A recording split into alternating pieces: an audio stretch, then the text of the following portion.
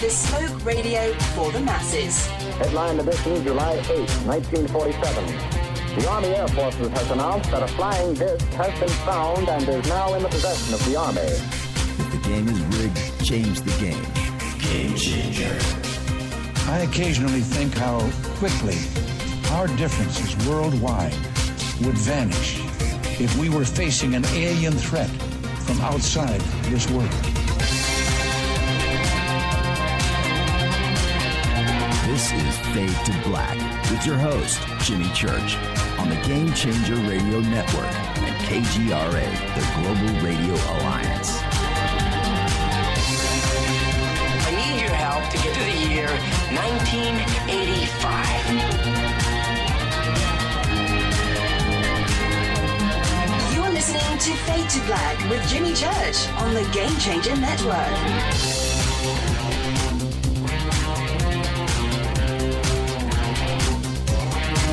Hey now.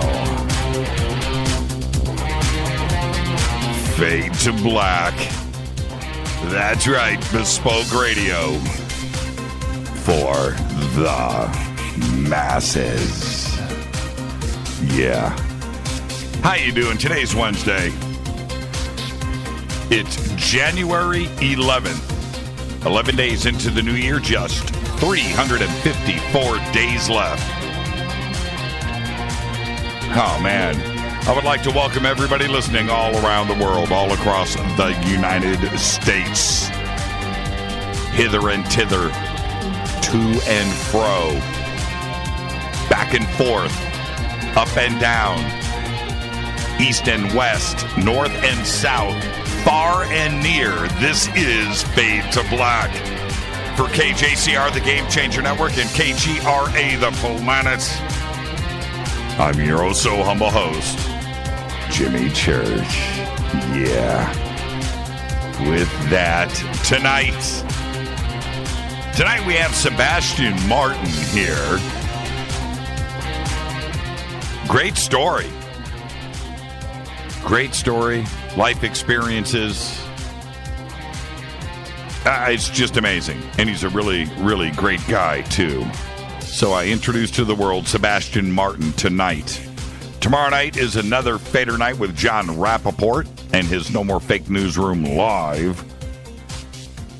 Followed by open lines all night long. The call-in number is 323-825-5045. All right. Yeah, it's going to be a long week. Friday night, I'll be over sitting in for George Norrie over Coast to Coast. My guest will be David Wilcock. Saturday night over at Coast, my guest will be Damon T. Barry. Sunday, we sleep in. And then Monday, we kick off another week over here at Fade to Black. Tuesday, we are broadcasting live from the Beverly Garland Hotel right here in Los Angeles, California, in Studio City. Nice hotel, nice place, nice facility. First class, come out, hang out with us. We're broadcasting live from 7 to 10 p.m., My guest will be Jason Martell. So there you go. We've got a busy schedule for the rest of this month, and then going into next month, of course, kicks off conference season here. Follow us on Twitter at JChurchRadio, Facebook, YouTube. You can email throughout the show tonight, Jimmy@JimmyChurchRadio.com. Now, the sandbox is hashtag F2B on Twitter. That's what we do here. We do tweet. What we don't do is bite. So come and hang out in the sandbox. I know you hear me talk about it every single night, but it is a crazy, wild ride. You know, whether you're in the sandbox in Twitter or over in one of our chat rooms at KGRA or Spreaker, I'll check out. I'm going to do this right now. Surprise everybody. All right, so everybody in the chat room. Queen Babylon, AJ, what's up? What's up, Willie? What's up, Jordan? What's up, John? I can't scroll backwards because there's Kay, there's Ant, Jordan, and I can't scroll backwards, man. It always flicks. I hate that, man. It's moving too rapidly. What's up, everybody in the chat room? Let's do this. Great show tonight. I am in a great mood. Crazy day today. Man, how would you have liked to have hung out in Washington, D.C. today? That conspiracy-ridden shadow government, Illuminati, cabal, Rothschild, run, darkness. Oh, man, what a day. Unbelievable. This last 24 hours in the news cycle, I'll get to all of that in just a bit, has been a little bit nutty. Yeah. All right. Let's go. Let's get the show cracking. We're still, here in the now, in the bunker over at the house, our family is still in the holidays. All right. Now, you have to understand how the rest of the world works. The United States, we're different here, right? The rest of the world, they have, for all of January, every Friday, every Saturday, every Sunday for the month of January is another New Year's holiday for some group of people out there. It's nuts. So what do we have to do? We have to go, and it's just nuts. Rita's like, okay, we got to go over to so-and-so's house. We've got to celebrate the so-and-so New Year. Dude, I thought that was last weekend. No, it's this weekend and tomorrow. What? And then next week rolls around, and I still don't have my feet under me. And it's another wave of New Year celebrations. I'm not making this up. So we're still in the holidays. So happy holidays from all of us. It's not going to end. February for me, I swear, I do this every single year. And if you know me, you have heard me say these words, man. I'm so glad it's February. I'm in a daze. I'm so glad it's February. So anyway, happy holidays from all of us. Check out all of our sponsors, Life Change Tea, getthetea.com. Use the promo code Jimmy when you order. You're going to get free shipping because you are a fade or not and you know somebody. Getthetea.com. All of the banners for all of our sponsors are over on our website. And, of course, River Moon Coffee, makers of the Fade to Black blend. I'm drinking it right now. You don't believe me? Check this out. Oh, my. Fade to Black blend. 15% off of your order with promo code F2B blend. That's all you need to know. Click on the banners. Of course, Studio Dome, their Fade or Not special. That's right, $129, 60% off the normal price of $399. Promo code JCRTWS. Bluetooth, wireless, stereo, high fidelity, too, in a hard shell case. That's what I'm talking about. All right, conference season is kicking off Tuesday, January 17th. We're going to be over at UPARS in Studio City. And then February 10th, Conscious Life Expo, February 10th through the 13th at the LAX Hilton. Tickets and info over on our website. Also, live streaming is available. All right, if you can't make it to the event, your next best thing, live streaming. All the main rooms, live streaming. All the big events. It's all right there. And you will be able to see Fade to Black live. How cool is that? Last year, it's really strange. I didn't get a DVD of that. Rita, did you get a DVD of the live show last year? I don't even think we checked into that. Would have liked to have seen that. Anyway, live streaming of Conscious Life Expo is available. And then Contact in the Desert, May 19th through the 22nd. Both events are extraordinary. They're two of the biggest events in the country. And Conscious Life has David Hatcher Childress and Linda Moulton Howe, David Wilcock, Corey Good, Richard Dolan, Laurie McDonald, Mike Barra, Nassim Haramein, Jason Martell, Sean Stone, William Henry, Danny Sheehan. Unbelievable. Danny and Brinkley. He's going to be on with us next week, by the way. And Del Bigtree is going to be there. And I think Del's going to join us here on Fade to Black very shortly, too, as well. Lisa Garr is going to be running around. There you go. Contact in the Desert, Graham Hancock, Stephen Greer, Sukalos, Robert Schock, Michael Tellinger, Wilcock, Robert Bavall is going to be there. Andrew Collins, of course, Linda and Jim Mars and Whitley Strieber, Dolan. David Serrata is back at Contact in the Desert. Nick Pope, Mike Barra, Brian Forrester. Martell, Clyde Lewis, by the way, and Steve Murillo. So there you go. Contacting in the Desert, May 19th through the 22nd. It's just, it's kind of crazy. It's 4 months away, 4.5 months away. Contact in the Desert. Unbelievable. Let's get this show cracking. Happy birthday today, too. The one and only Amanda Peet. That's right. Amanda bleeping Peep. All I've got to say is the whole 9 yards. That's it. It's right there. What was his name? Osnewski? Oz. The whole 9 yards. Amanda Peet. All right. On this day in history, 2012. On this day in 2012, Joran Vandersloot. You remember that sleazebag? Longtime suspect in the unsolved 2005 disappearance of Natalie Holloway in Aruba.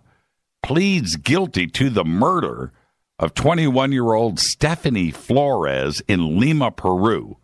Flores was killed on May 30th, 2010, exactly 5 years to the day after Holloway went missing while on a high school graduation trip. Unbelievable. Joran Vandersloot. Man, I just hope he's having a good time in prison. Fader fact. Now, this is a real fader fact. This is one of those fader facts. I say it all the time, but this is the one you want to write down. And I also need this verified in Twitter. All right, so I want to see who in Twitter can verify this first, because I have 2 countries involved and 2 countries that we love that are listening to this show right now. And this is it. The Hawaiian pizza was invented in Canada. Is that right? The Hawaiian pizza was invented in Canada, not Hawaii. Now, so I'm asking our good friends to the north in Canada, is that true? Because I vetted it today and I still don't believe it. The Hawaiian pizza was invented in Canada, but it goes further. It is the most popular pizza in Australia. Now, I just got to say, I want to see Twitter. I need verification from Australia, and I need verification. Oh, is that right, Rita? Thank you for that. We will follow up with that. Rita's good. Is that true? This is true. I just looked it up. Tanner Sloan. No, yeah, but Tanner, you are not Canadian.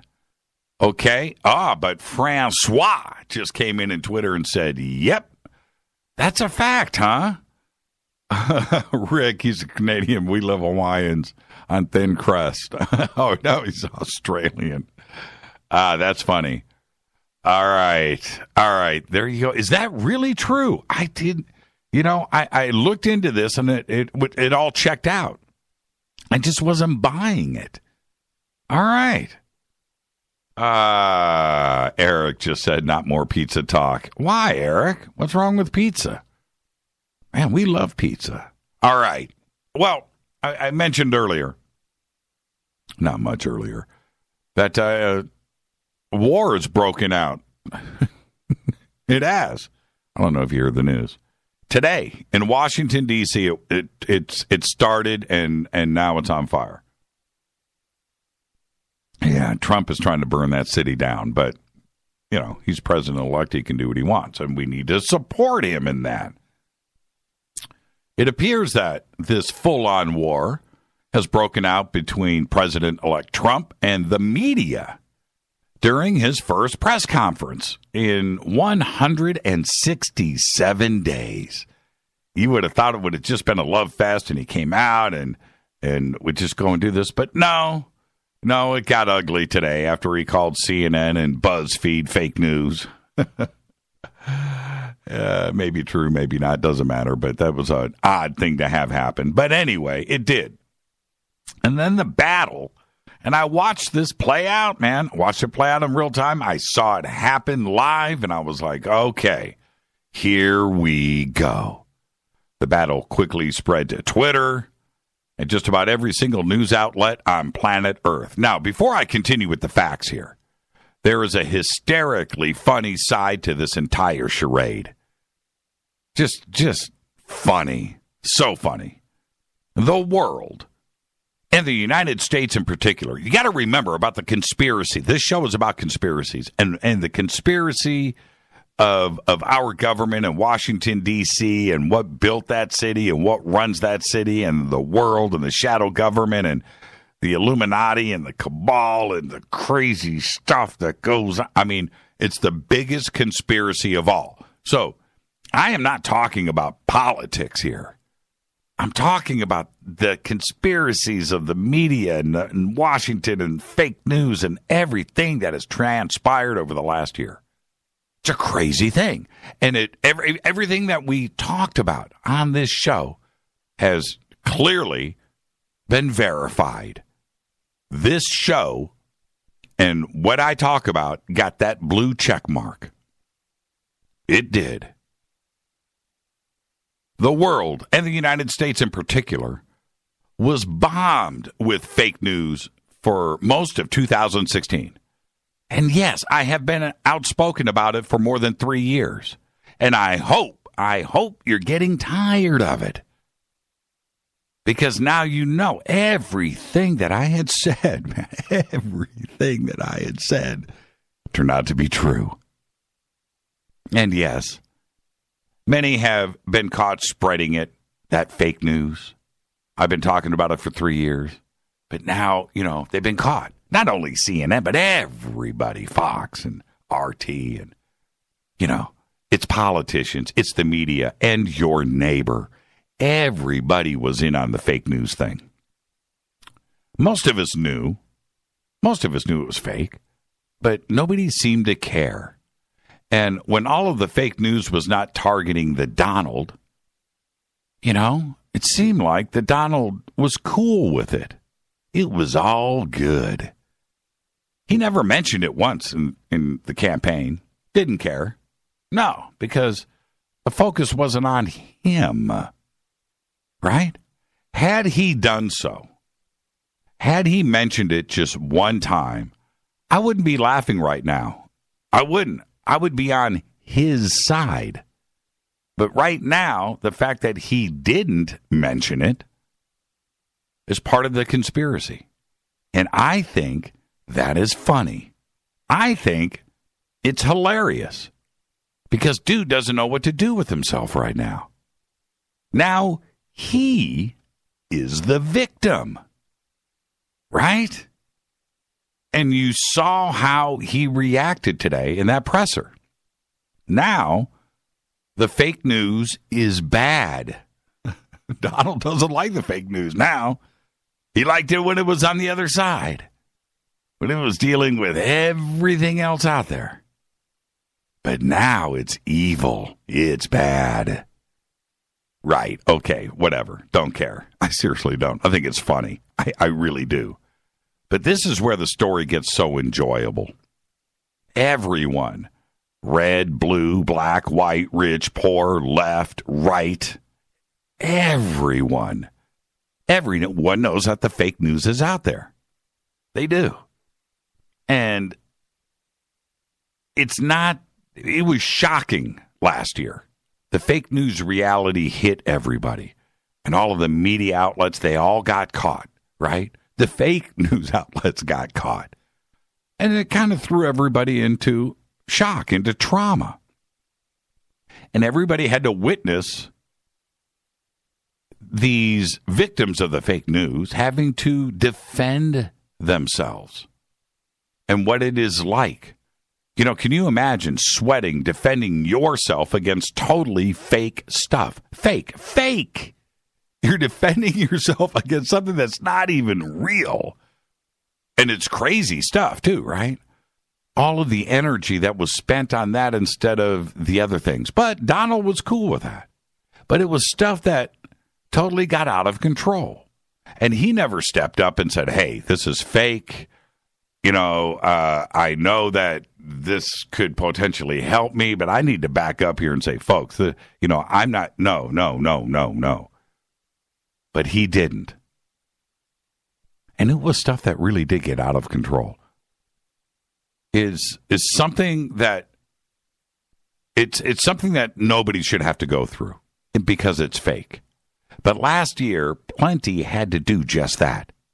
They had to defend themselves over fake news. But now the Donald has to be the brunt of totally fabricated stuff himself. And it sucks. It sucks. It can't be fun. But I'm enjoying every second of it. I am. Why? Because he is being hypocritical. Had he said something last year, different story today. I'm on his side. Now think about what I am saying. He knows now what it feels like. And with this, he is not in control. Now he and his team have to defend themselves against something that isn't even true. Today, I did a search on Trump, Golden Showergate, right? And the results were every single news site in the world. IB Times, top 4 stories were about this. RT, full front page coverage. Fox, MSN, BBC, Sky. And every single site you can think of. Us Weekly had it as its lead story. Us friggin' Weekly. Thousands of results. Twitter is still on fire. The British agent named in the file, now he's been named. His company, his sources, they're going to be next. Who leak what to who, that's coming next. But it's a fake news story. And this is where the story gets a little ugly. The file says that Trump was in Moscow in 2013 when this thing took place. I'm not going to talk about it. At the Ritz-Carlton. Well, Trump was in Moscow in 2013. He really was. For the Miss Universe pageant. Plenty of images and video of his trip are out there. You can go look at these yourself, right? Now, and I'm not saying that what happened. What I am saying is that now he has to go on the defense because he was there over a fake news story. Now he's got a lot to answer for, and he has to answer for fake stuff. But last year, when everybody else was having to answer to fake stuff, he didn't stand up. And now he wants people to rally around him over this fake stuff? No, he's being hypocritical, and I like watching him squirm. Today, Penthouse Magazine is now offering $1 million for the Russian FSB video. There probably isn't any video because nothing ever took place. It's a fake story, but the offer is real, and that keeps people talking like it really did happen. Think about what I am saying. It's that fake news thing taking on a life of its own again. Do you know why I haven't mentioned the alleged event? Because I won't spread fake news. I'm not going to talk about that. It didn't happen. I'm not even going to say allegedly. Because I don't think it did. I was hoping that the whole fake news thing would stay stuck back in 2016. And we wouldn't mention it again at all in 2017. But here we are.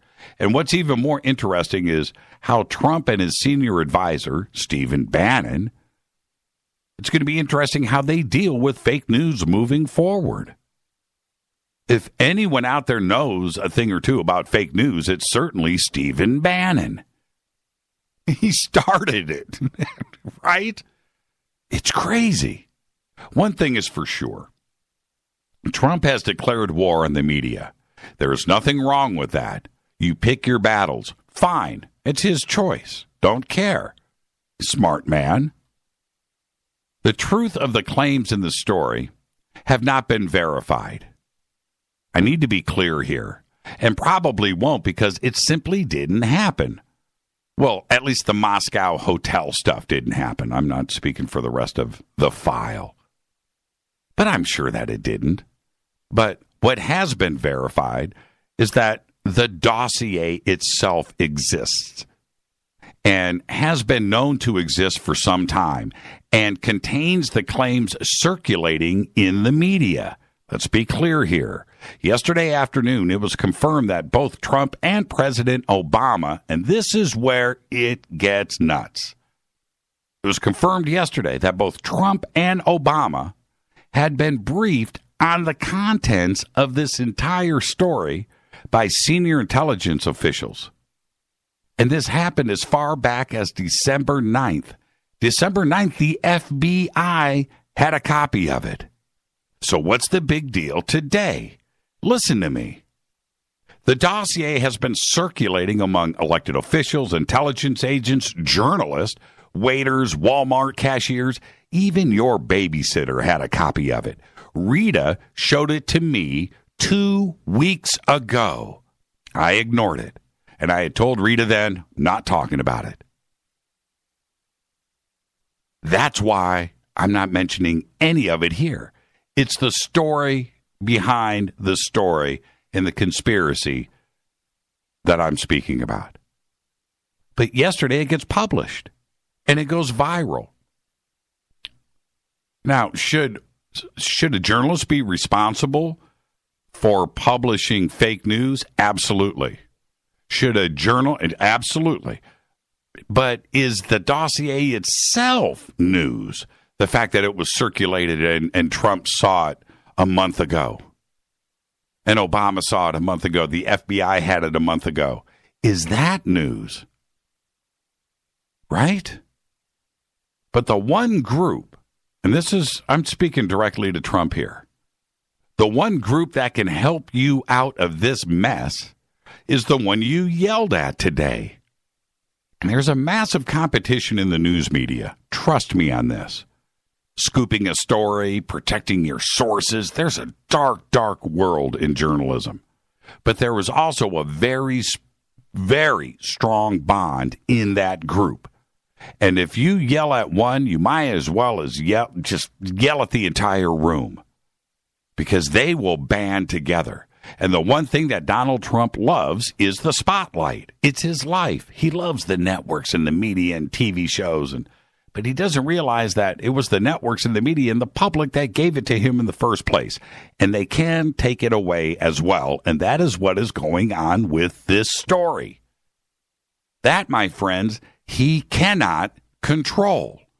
And he's finding out right now the hard way. You offend the media, you offend the networks, you offend journalists in this fashion, and you're done. You need them on your side. My advice to Trump right now, seriously, just be the president. Be the very best president that you can be. Lead us, represent us, all of America, and make us proud. That's all you have to do. Hey, you know what? I can dream, can't I? It could happen. Think about it. This is Fade to Black. Our guest tonight, Sebastien Martin. I'm your host, Jimmy Church. Short break. Follow me on Twitter at JChurchRadio. Email is jimmy@jimmychurchradio.com. I'll be right back with Sebastien Martin. Stay with us.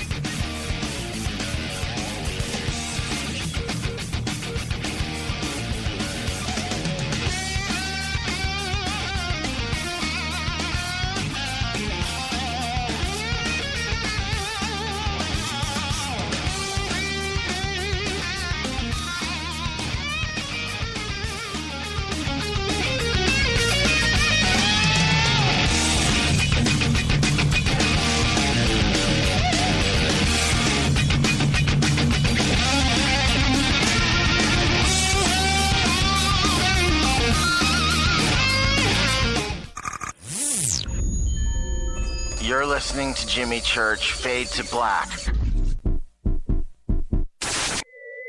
Fade to Black will now pause for alien identification. The station that talks the net. KGRA Radio. When you take the beans from Central America with dashes of Indonesian and African mixed in and then roast it to the dark side of Fade to Black, you create the ultimate brew of fringe. Introducing the Fade to Black blend from River Moon Coffee. Yes, River Moon's darkest customized roast was created for the love of Fade to Black. The alchemy of masterful roasting and smoking the beans is in every sip of this full-bodied, dark Java. I need my coffee dark, deep, with distinct bittersweet chocolate highlights, just like the bunker. Leaning further into the darkness of the roast is Fade to Black Blend from River Moon Coffee. Just click on the banner at jimmychurchradio.com and use the promo code F2BBLEND for 15% off of your order today. Go Beckley Teppy. Hi, folks. In a world of GMO, genetically modified organisms, that is, chemicals, processed foods, and a healthcare system that's unraveling like a cheap suit, it's time to prepare. God created herbs, and herbs help man. Our body can heal itself, just sometimes we need assistance. You need some help? GetTheTea.com. That's GetTheTea.com. Our mild detox is quite powerful with its unique blend of 8 different herbs. And if you're looking for more, our non-GMO supplements will help you with different needs you might have. Health should be a top priority. Take care of your health naturally. Log on to GetTheTea.com. That's GetTheTea.com. Give your body a treat. Let the herbs do their thing naturally. Read all the testimonies on the website, GetTheTea.com. That's GetTheTea.com. Sickness and viruses are like intruders, and herbs are like warriors. Let the tea work for you. That's GetTheTea.com. 9 out of 10 geneticists agree.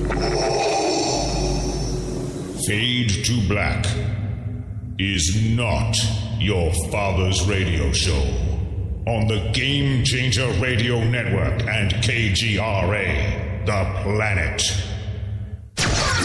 Hi, this is Chase Klutsky with Fate Magazine Radio, and you're listening to Jimmy Church and Fade to Black on the Game Changer Network and the KGRA digital broadcast station, where the Fader-Knots rock.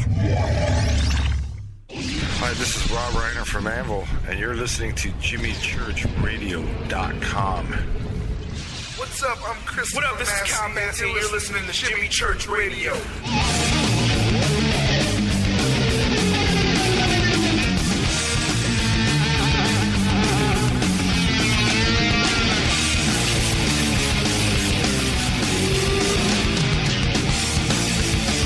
All right, welcome back. Fade to Black. Tonight, Sebastien Martin is here.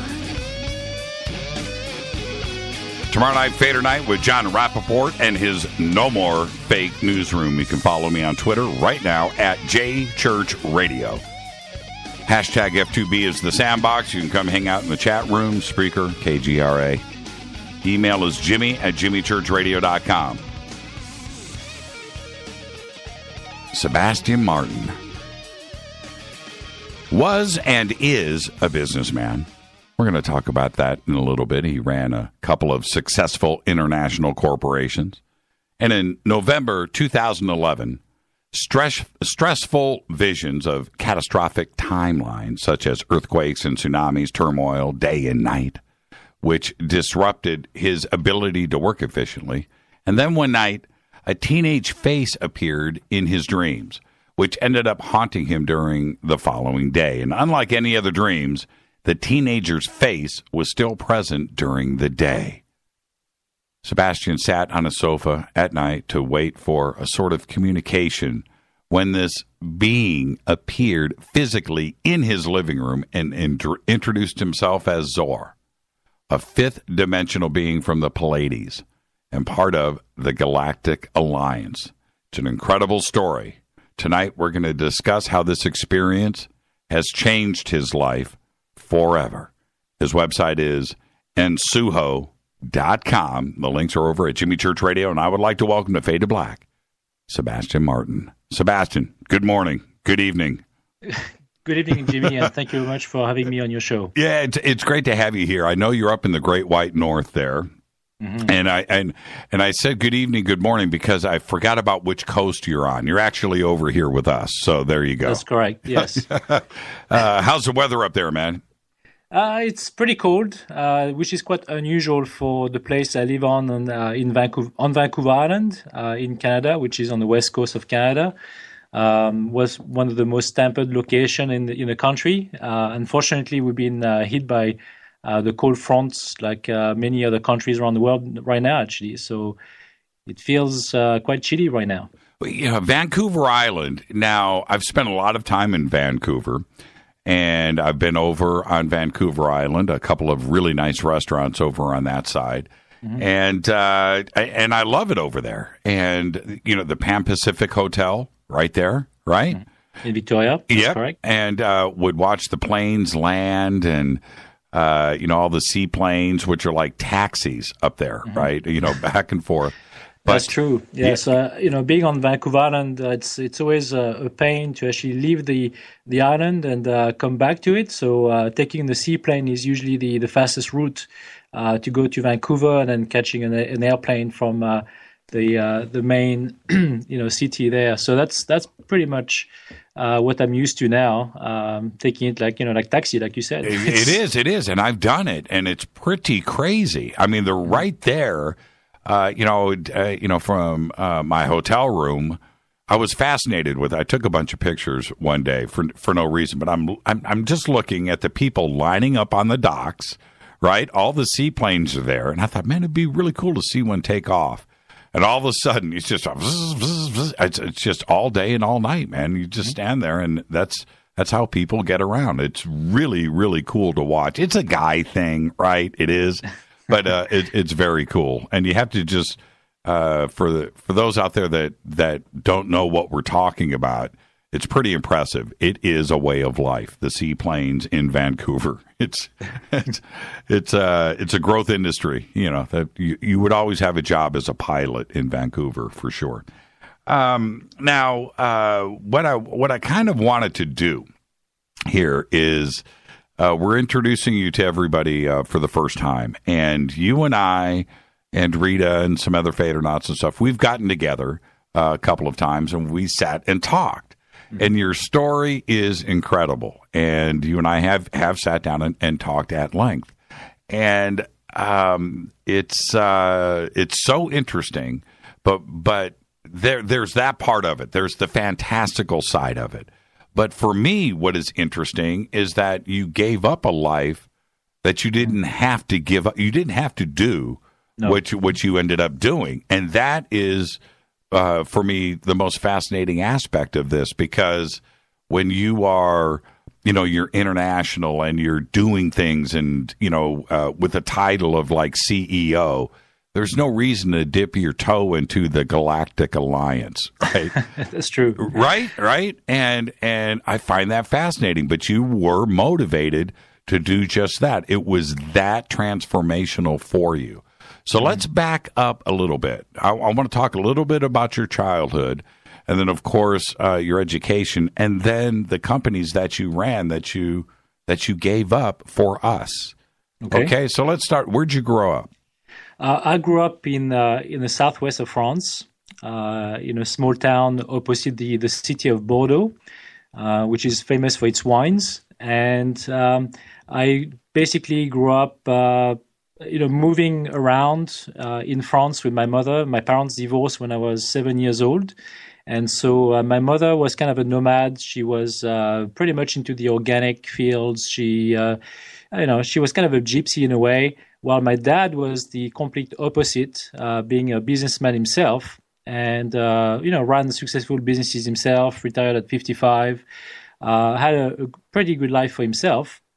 So he had more of a rigid type of, education on his end, while my mother was a bit more lax. So, I was always going back and forth between the two for all my childhood pretty much, and changing schools pretty often, sometimes even doing 3 schools per year. And I kind of adapted to the educational systems, going from, one department in France to another. And that was something that I was used to, ready to adapt and travel, which kind of, helped me in my life growing up. As I met my wife in France, I moved to England, went to do my national service in the army in Germany, went to Amsterdam, pretty much traveled all over the world as well, and did, pretty well that way, and adapted pretty well too. So when I reached the age of 14 years old, I was, you can imagine, after all this traveling and all these experiences already at that age, I started becoming a bit restless, and I felt that the school systems was not really agreeing with me that much. And I decided after a cold to stay on the streets.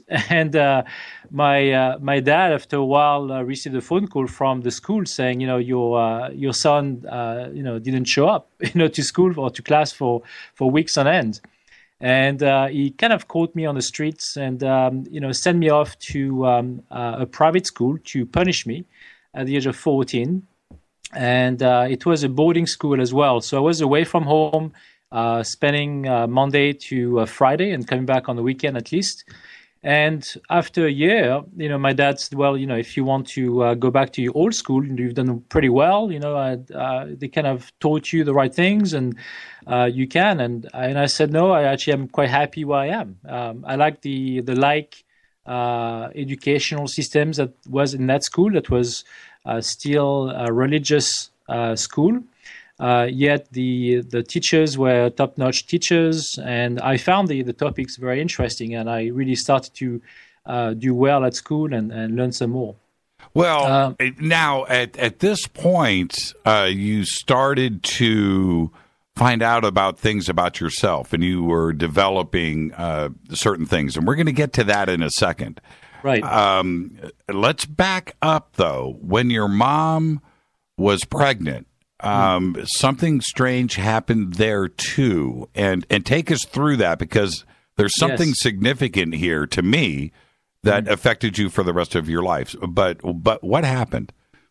Well, for I would say like 30 odd years, my mother was very cagey about her pregnancy with me and my twin brother. That's pretty much the way she and the rest of my family explained to me what went on. The story was that my mother was pregnant and lost one of the twins, and I survived. And they basically, treated my mother while my twin died in as a fetus. They injected her every month with different kind of chemicals to dehydrate the fetus, so it would not affect me growing in the womb. And I was still delivered, after 9 months, and I was a healthy baby, to the difference that the first layer of my skin vanished, so completely dissolved. And I was bright red, pretty much at birth. Right. And, I was in that state for 6 months in a row. So that story I always knew about. That was pretty clear. And the skin grew back by itself 6 months later. That's correct. So the story that my mother had about my twin brother basically was that he died and that was it. But many years after, I asked her again, because it was still a situation that I wanted to know more about, as you can imagine. And she was still very, very elusive about the subject. My grandmother, my dad were all pretty much in the same state. And at one point, then she explained to me that the reason why she was so weird about it, after I confronted her again, and knowing that her story changed a few times, and I knew that it changed in front of my wife too. So my wife heard different stories or variation of the same story, but it was not making any sense.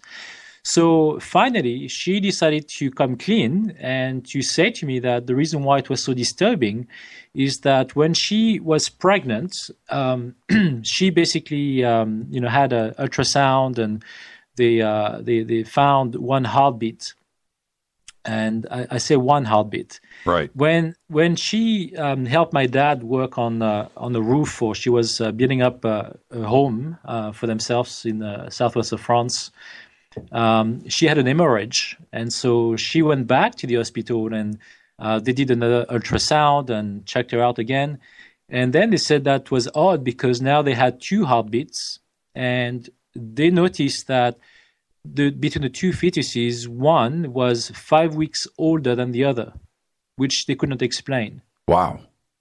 So that was kind of traumatic already for them, for my family, as you can imagine. And then the fetus died. My twin brother died. And they obviously injected her with some chemicals. My mother was quite young at the time, probably, I would say, 19 years old. And they injected her with a chemical that she never knew where it was. Every month she had to go, routinely to the clinic and get injected. And so when I was delivered, and the fetus, my twin brother, was delivered too, because he stayed in the womb for 9 months, pretty much the same as long as me. Right. And my dad remembered it being all white and dried, almost like a mummified fetus coming out. Right. And I came out, and I like I said, my skin fell off, and so it came back 6 months later, and that was pretty much the story that my mother recollected at the time. And that's pretty much the strangest things about the time frame, because when I've asked her about the 5 weeks difference, she could not explain it herself, and she never tried to even understand it. She knew it was odd, and that's pretty much the way it ended. My dad never really looked into the details, and never really asked me, how I felt, about it or nothing. He's kind of a closed book kind of guy, so he kept things to himself, and almost like, he would see a ghost and would basically decide that, it's an illusion or something. It doesn't really confront these kind of subjects very easily. Right. So, and did you feel as a child, 9, 10, 11, 12 years old through that, did you feel different? Did you feel a little... I was always very interested in the cosmos. I always felt that, like having those deja vu type of situations. Sure. I had that fairly often. I do even remember today when these situations happened. So it's something that really marked me as well. But I was a pretty easygoing, boy growing up, and had good friends. It was very easy for me to make new friends as I was moving away quite often. Unfortunately, I had to make quick friends, even if I knew that, it would only be for 3 or 4 months at a time. I was still pretty good at being social. And so that pretty much made me look into, I would say, different possibilities, having lots of time to think about, the universe and these sort of things, but not to the extent of, really thinking that there was an alien, or, that I was even interested remotely in UFOs at the time. It was just like this feeling of, being different in a way, not even knowing what truly happened to my mother when she was pregnant. So, right. All of that was really foreign to me at the time. I was just, a child was growing up with, feeling slightly different, and being in this situation where my parents, were arguing when I was growing up, and I was adapting to different, schools and these sort of things. And that was pretty much what I was used to. Well, and then, around the age of 16, you start to develop, some pretty incredible skills like automatic writing. Yeah, well, before that, when I was younger, like you said, I had those kind of visions of ghosts, or silhouettes showing up in my house when I was watching TV, and I was sometimes left on my own by my dad who had to work. He had a restaurant at one point, and I basically was left home by myself, and I could just remember seeing silhouettes moving in the dining room. Even if the dining room was quite dark, but just with the light of the television and the room I was in, it was kind of an open room. I could see the alarm system that was plugged on the wall had some red lights, flashing if there was movements. And I was always attracted to the dining room before the lights would turn on. So I could feel a presence already moving across the room, and then the systems, the alarm system would just turn on with the lights. So I always had that kind of aptitude when I was younger. When I turned 16, I basically started having visions, and I also had more. I mean, I had kind of intuitive visions when I was younger, but like more to do with the déjà vu, perhaps. Or I couldn't really quite explain it, but I always like followed my intuition in life. But I would say that when I became, a boarder in a private school at the age of 15 to 16, I really was becoming more interested in the paranormal. I was definitely more interested to read about stories about astral travel, or even, really about the antiquity with Plato and the myth of the cavern, which was more philosophical, but still made me wonder about, the illusion of the world and these sort of things. So kind of deep subjects in a way, but I was developing those weird automatic writing events during my art classes when I was just basically drawn. I was drawing some symbols that looked almost like Chinese, but mixed with the hieroglyphs. It was kind of an odd type of writing, and I wasn't quite sure exactly what I was writing, but it had some duplicated signs or symbols within it as I was drawing from top. So from left to right, but from top to bottom. And I was filling up pages of these symbols. Sometimes I was almost like in a trance, and I could draw these symbols for like 2 hours in a row during like an history, class. And I just couldn't stop. And I also had a vision during a class, during a Spanish class, where I could see a classmate in my vision. I was, looking at the teacher, and all of a sudden the room vanished, and it was replaced by a photographic vision of this classmate being run over by a car on a scooter leaving the school. Interesting. And that was quite traumatic to me because I knew that person. I knew that girl in my class. She was like 2 rows away from me. Right. And, during the break, I decided to write down the story to warn her, writing it down on a piece of paper and putting it into a pen case. And, after the break, she looked at it and started to, becoming angry, asking, who it was, with that prank. And so when I came forward with the story saying it was me, and, I apologized for it profusely, realizing it was a mistake. And I really didn't know what to do with it. It was just those kind of things that happened and randomly. And, that was a zone you probably shouldn't have gone into, right?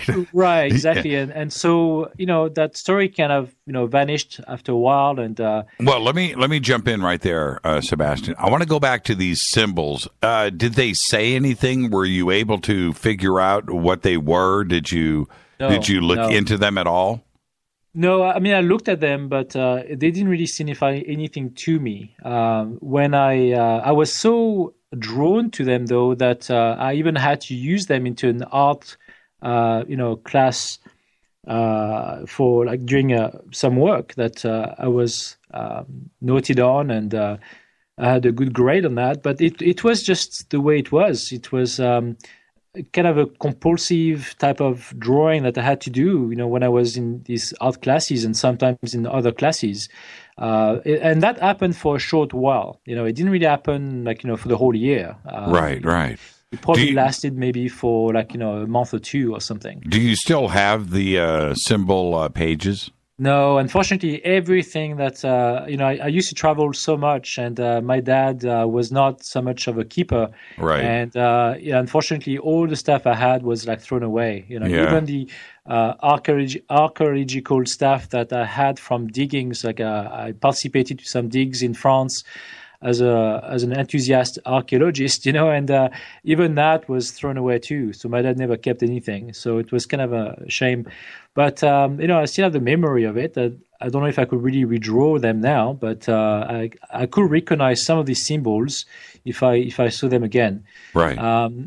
It's just, this year was so strange that during the same year when I was 16, while I had this vision of this girl, which, by the way, a year later had this accident the way I described it. and she was on the same red scooter and was hit by the car. And the interesting point is I saw her dead in that vision, which was kind of wrong even to even write it to the girl. Pretty traumatic, but right. she actually had the accident and got paralyzed instead of dying. I guess I just interpreted it as a sort of death. Right. And the most important thing out of his vision is the person where she hit her was the Spanish teacher in a class I was in the previous year. So that's kind of a weird event that I was having a vision of this accident, knowing that my Spanish teacher was being involved. Right. Wow, that's so fascinating. Did she remember it? Were you able to see her after the accident? No, I haven't kept in touch with her personally. I had another experience that year with another girl called Celine, and she basically was a girl that I fancied at the time. And I thought that, we were, very close, and we're always like chatting to each other. And one day as an experiment, I said, I would like to try something with you. I said, why don't you just like place an object on your night table tonight? She was like a boarder like me, but she was in the girls' building, and she placed an object on the night table the same night. And so what I did was I stayed in my bed, and I lay down and I used meditation. My mother, when I was 12 years old, wanted to teach me transcendental meditation. So I was practicing it every day. And that time I decided to lay down and use my mantras to come out of my body and to basically go and see that object on that night table. So within the same complex, but still, away from where I was. So what happened? What happened, Sebastien? What happened? Did you see it? Did you call her? When I lay down, I basically close my eyes. And when you do transcendental meditation, you're supposed to be sitting down, not laying down. And all of a sudden, very quickly, when I closed my eyes, I could feel like a movement moving forward. And when I opened my eyes, as an astral projection of some sort, I was just looking over that night table, and I couldn't see anything else.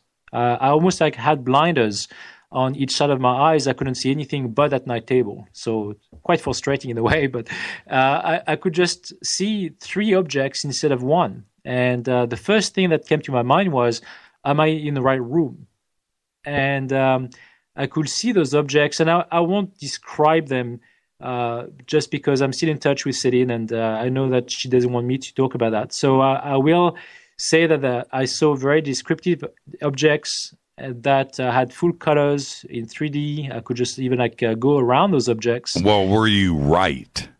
I was perfectly right. The next day. Yeah. So before well, that, let me jump in. We got to take a break right here, Sebastien. Let's do that. Our guest tonight, Sebastien Martin, and when we come back, I kind of want to find out what was on that nightstand. I don't think he's going to tell me, but we're going to continue because he moved on, became a businessman. It's a crazy story. This is Fade to Black. I'm your host, Jimmy Church. Our guest tonight, Sebastien Martin. We'll be right back. His website is nsuho.com. Stay with us.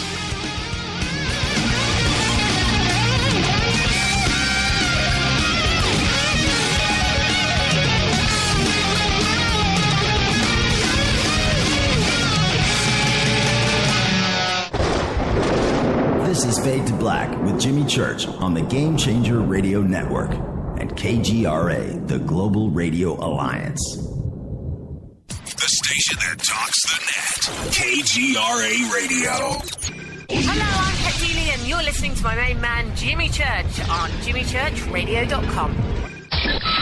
Hi, this is Ray Hobbs here, repping the planet, and you're listening to my good friend, Jimmy Church, Fade to Black, on the Game Changer Network and the KGRA Digital Broadcast Station. This is Toby Kebbell.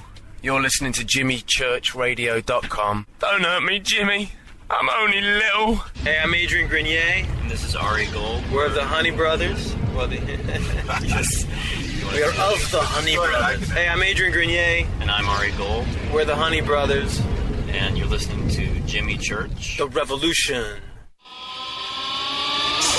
What's up, Fadernauts?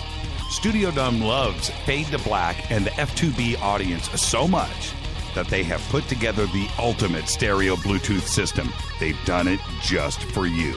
Man, check this out. The Studio Dome SBB2 stereo system is here. It's featuring 2 Studio Boombox 2 SBB2 wireless Bluetooth speakers, packed in its own custom hardshell case. This Studio Dome system features the very latest in stereo Bluetooth technology. The 2 full-range boomboxes are in true wireless stereo. You've got to hear this. It's amazing. It's just $129, and use the promo code JCRTWS, and you'll also get free shipping. It's simple. Just go to JimmyChurchRadio.com, click on the Studio Dome banner. Go Beckley Teppy. Balance of Nature's fruits and veggies. I was diagnosed with congestive heart failure. I went from being able to work 14, 16 hours a day with no problem to where I could barely walk a block to the store. I went on to the phytonutrients about 6 months ago, and within a couple of months, my medical doctor had cut my prescriptions down in a little bit smaller dosage. The next time I went back a month later, I walked into the doctor's office and he says, "My gosh, what's happened to you? You don't even look like the same person." He looked at my legs and the swelling had gone down. My blood pressure was down. The venous stasis ulcers that I had had on my legs for the last 4 or 5 years because of the poor circulation were all healed, and I'm feeling far better. The new challenge will allow you to receive 2 months of Balance of Nature's fruits and veggies free. And we'll even ship them to you free. Call now for details. Call 1-800-246-8751. Or go online to balanceofnature.com. Use promo code TALK. This is Micah Hanks of the Gralien Report, and you're listening to Jimmy Church on Fade to Black, across the globe on the Game Changer Radio Network and the one and only KGRA Radio, The Planet.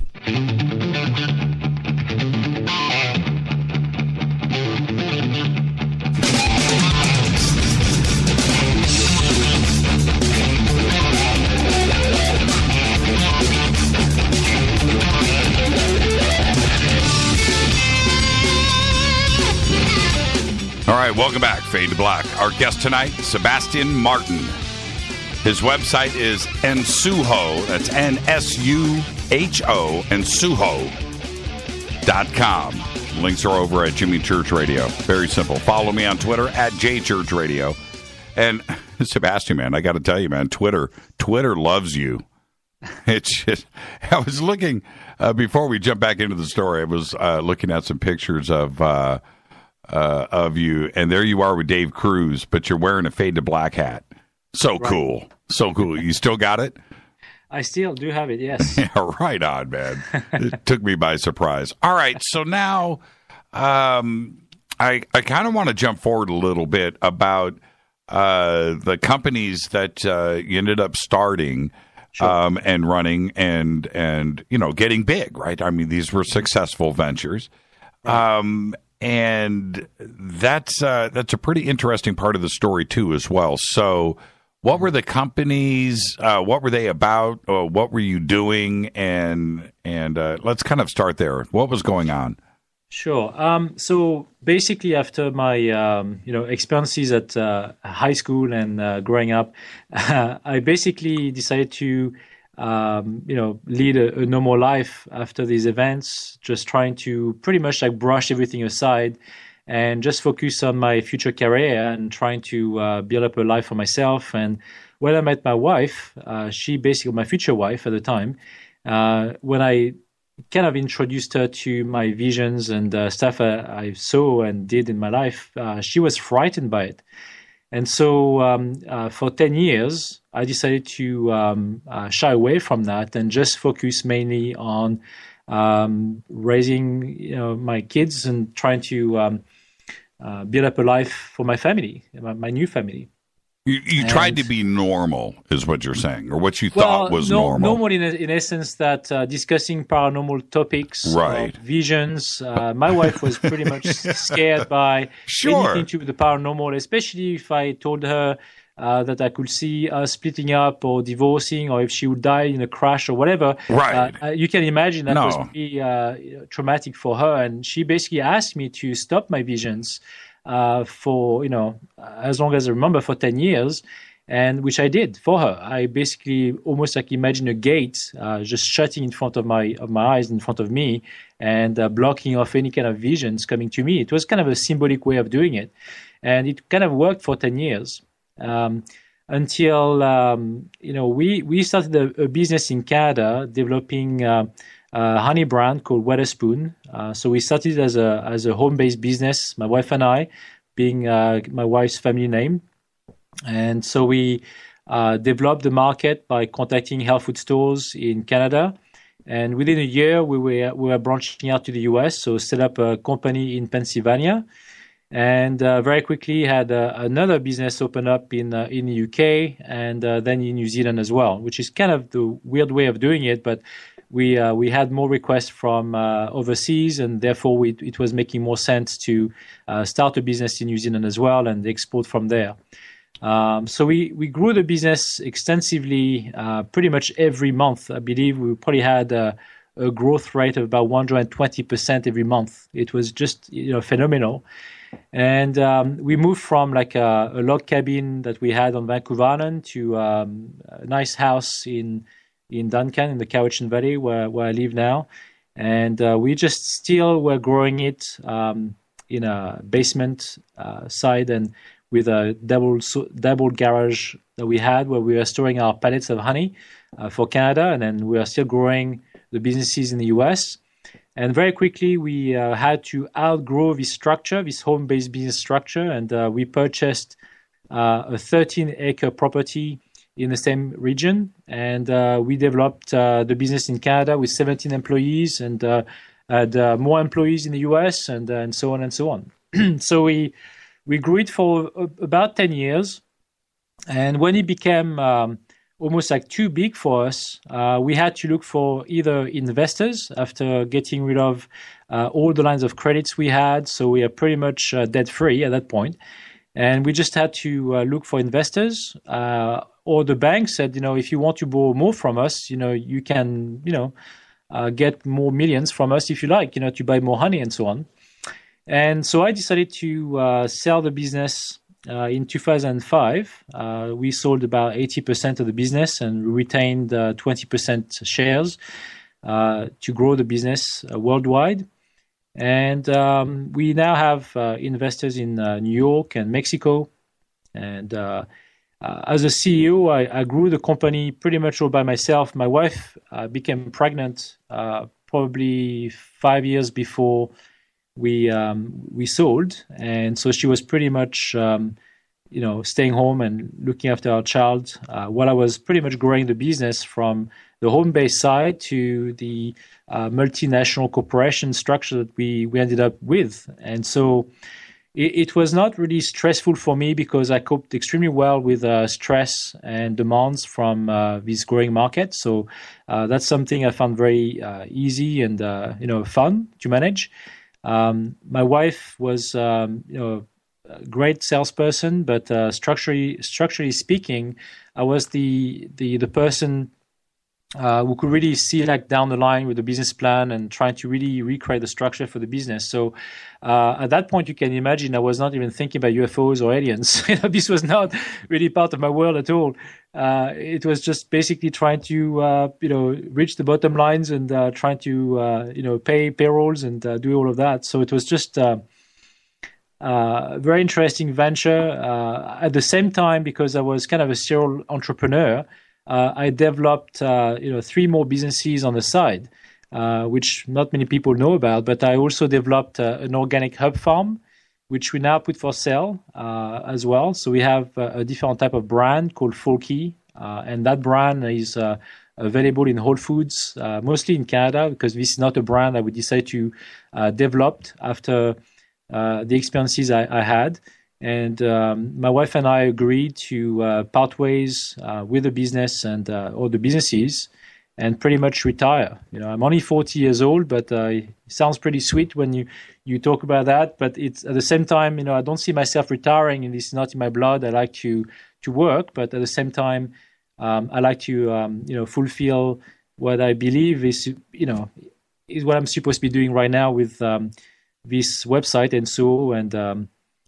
My mission basically on helping other people promoting their their field basically through consciousness movements, UFO disclosure, and so on. Right, and that's where for me because it's an incredible life, but if we stopped right here, right, if we just stopped right here and looked back, it's like wow, you had a really good run. But this is actually just the beginning now for you, isn't it? For me, it really started when my wife actually became pregnant. It started 7 years ago now, when my wife became pregnant, and very quickly I started developing those visions that I stopped having for 10 years. And they came back in full force, and I could not control them. They were coming into me at night, during the day. It was just completely, it was not stopping. And sometimes they were just like random visions of events around the world or things that had nothing to do with me or my family. But I guess the reason why my wife allowed me to keep having those visions is when I had a vision of my 20-year-old daughter when my wife was just pregnant with a baby that we didn't even know the sex of. Right. It was kind of a good, comforting visions that my wife, accepted, especially that she was about to deliver our child at home. And having a home birth was pretty challenging for a woman her age as well. But she still did it very well. And I also had other visions of events around the world. I saw something strange of the Prime Minister of Lebanon being killed, and I was in the body of the shooter or one of the killers anyway on a rooftop. And this was at night. I was having a vision, but I could differentiate visions from dreams for whatever reason. I just know, right. Especially when you're in the first person, like you basically see the hands, you feel the person's feelings and movements. You know you are not yourself, right? And I was on that rooftop, and I was aiming at that man in that car, and I could see him with his mustache. And I could see him very clearly. And when I woke up, I knew that this man was dead, and I knew he was a prime minister. So, it's kind of, I was hearing things and I was seeing things at the same time. So I was a clairaudient and a clairvoyant at the same time. And so when I decided to look up online on my laptop, I said to my wife, I need to look it up. And on Google Images, I just typed in Prime Minister assassinated. And out of all these images, the face of this man showed up, with that mustache. And I said, wow, that's him. And then when I looked at the article related to that image, he said that the man died 6 years earlier. So I was wondering, why was having this vision didn't make any sense? Indeed. And then I felt compelled to switch on the television. And right away, there was a live news report of this reporter saying that the two assassins of the Prime Minister of Lebanon were going on trial. And I think they were about to say that they did commit the murder and so on. And that was just a live report, which was very strange because it was not, recorded in advance. So it's not something that was seen the day before, or it was just live. It was very strange. And the same night, I had two other visions of being in the body of a teenager who was basically rolling inside an airplane, knowing that the airplane was about to crash. And 7 years ago, there was actually a small airline that crashed in the mountains in California somewhere. It was a small team, I think, of footballers. I'm not sure exactly where it was at the time, but yet I was still in the body of that, teenage boy rolling in the aisle of that airplane. So very random events such as these, just occurred. And it was then followed by more visions of disasters. So I was having visions like in broad daylight. I was walking in my house.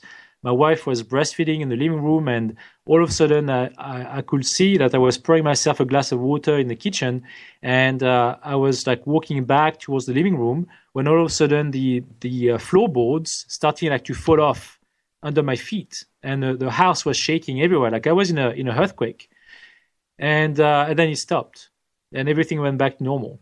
And that really shook me so much that literally that I walked back into the living room. And I told my wife, I said, we need to sell the house. We can't just stay here. It's not viable. This house would not sustain like a big earthquake. And I could feel that this house would be involved in such earthquakes. So I was literally accepting those events as being real and not really knowing about timelines or being able to change those. So it kind of spooked me at the time, and I was pretty much entwined into the stories, into those visions that were happening more and more and more often, to the extent that I was seeing tsunamis and more earthquakes. On Vancouver Island, where I was living in, and being part of the Ring of Fire, you can expect one of those. But were you writing? Were you documenting these visions at the time? I was, and when I was doing that, because I had records of it, and I knew, for example, I could describe, for example, like the town hall of the town I was living in. I've seen these scenes so many times at different angles that basically I knew how the ground would basically collapse. Right. While the tides will roll in. So the water would just come into the town, and the water level would rise up to the clock, to the clock tower. And, wow. Yeah. Now, you said your wife knew about, were you, after each vision, were you speaking with anybody or to her about what you were seeing? Well, at that time, I was briefly mentioning it to my wife, but she didn't want to hear those things, obviously, and I knew about that, so I kind of kept it to myself. And at that time, as I was seeing more and more of these visions, I developed more stress and anxiety around those. Of course. So while I was documenting them, I started to talk about those visions to some close friends who basically had some contacts, and they said, well, you should be meeting that person. She was like a local psychic. And I went to see her, and I discussed those visions with her. And she was so startled that she stopped me, and she basically said, wait a second. And she went back with a notepad that she had since 1970s. And she asked me to read the passage she had there, and the clock tower's event with the earthquake and the water level up to the clock tower. She wrote it down herself back in the 70s. Wow, and that was my next question. Did the earthquake actually happen? No. Now, the earthquakes, even if they were so descriptive, and because I could see all these earthquakes from like a bird's eye view, like I was flying over the island after the events, month after the events, or during the events. Right. I was, for example, on the farm I live on now, and I could see, for example, the water level down below in the pit bog, for example, and the water level would have been exactly the same as where it will be in downtown. Looking at the topographic maps, you can see that with the elevations and the sand that would be downtown compared to the pit bog, that those levels will match. And that was actually the most traumatic event for me, is because I was looking into that so deeply that I just realized that this could potentially happen, because it just makes sense. Well, and this was in 2011. Right. I want to go back to 2009 really quick before your child was born, because you woke up one night and there were some white silhouettes in the bedroom. Right. And that was a pretty significant event. What happened? Okay, so I was basically sleeping, and then all of a sudden something woke me up. I was not basically daydreaming or night dreaming. I was just like physically woken up by something. And as I stood up in the bed, I looked through the entrance of our bedroom. The door was open, and I could see those white silhouettes that were queuing up, and they were basically just like standing. They in were line. what? They were queuing up. They were in line. They were in line, yeah. They were in line, and I could see that while I was looking, the first one in front of my wife basically was bending. Its whole body bent towards the womb. So when you say white, were they ghosts? What were you seeing? I think they were souls. Souls. And they were souls. And the souls of these beings were showing up to see if they would become the right fit for our child. That's pretty crazy. What made you... I don't mean crazy. I mean, that's... insane. No, I don't mean insane. That's not what I mean. That's not what I mean. Just intuitively, that's the way it came to me. Like, the way I said I was clairaudient and clairvoyant. Right. This is how it was shared with me to comfort me in saying, don't worry, we're not here to harm you. We're just here to, basically carry on the process of life, how. And let me be rude and jump in. When you say souls and you say queuing up in line, your wife is pregnant, and they are coming up one at a time. Were they trying to? Was it like an audition? Almost. It felt like it. Right. They were just like looking at that fetus, almost like they could see through or feel it. And then when they knew they couldn't be that person, they just like stood up, they like raised themselves up and left the room. Where they came from. Now, did you see in that order? Right. Did you see the soul that became your daughter? No. I was told it was going to be a long, long process, and that I basically fell back asleep. I just went back down and just, went back to bed, went back to sleep. It didn't feel, harmful or... you were cool with it. Threatening. I was cool with it. I wasn't feeling threatened by it. It felt cool to me just to know that and to be introduced to this concept, not really even delving into the idea of soul reincarnation or anything like that. Just witnessing that was pretty cool to me. It felt very very genuine, and those souls were like light beings, like they were pure, like from the source, light directly. And they were much taller than human beings. I would say they were over 6 feet tall. Could you see faces? No. Were there? No. Okay, so it was just pure outlines of beings. I could even barely see arms or legs. It was just like a blob of of energy coming in. Wow. That's pretty much how it felt like, but very dense. Like it was very dense. Yeah. Could you hear anything? Was there anything like angelic music? Oh. No. There was no sound whatsoever. No. Really? It felt very peaceful, but it was not. I couldn't hear any sound. Yeah. Fascinating. Now, did you tell your wife the next day about this event? I did, and she was not shocked by it. I guess it was also comforting to her, still in that stage of pregnancy, and especially when I had the vision of our daughter at the age of 20 years old, and with a dimple that we both don't have. I described our daughter to my wife, and now she can see that she has that dimple today, and so she's exactly the way I described her. And also, I guess the sex right too, but I only had one chance out of two anyway. But right, 50-50 odds. Okay, that's not so spectacular, but you did. No. But saying that though, I did tell my wife about our son 2 weeks before she even knew she was pregnant. That she was pregnant with our son. And so that was more of a surprise, and she was very, very interested to know. So she basically got that pregnancy test, and it was too early even to detect. And so in the meantime, she had to go away on business. So nothing happened. It's not like we could even conceive the child in between. And I basically heard back from my wife and said, guess what? And I said, yeah, I know, you're pregnant. And she said, yes. So, but the way I described our son was exactly the way he was delivered, even in the color of the sheets of our bed. I described on that day as well, and with the weight and everything. So it even became more accurate. I even had another vision of our son at the age of 35 years old. So that was more interesting to me as well. And they're developing those characteristics in life where they really become those beings with those kind of skills sets that would probably set them into those jobs that I saw them into as well.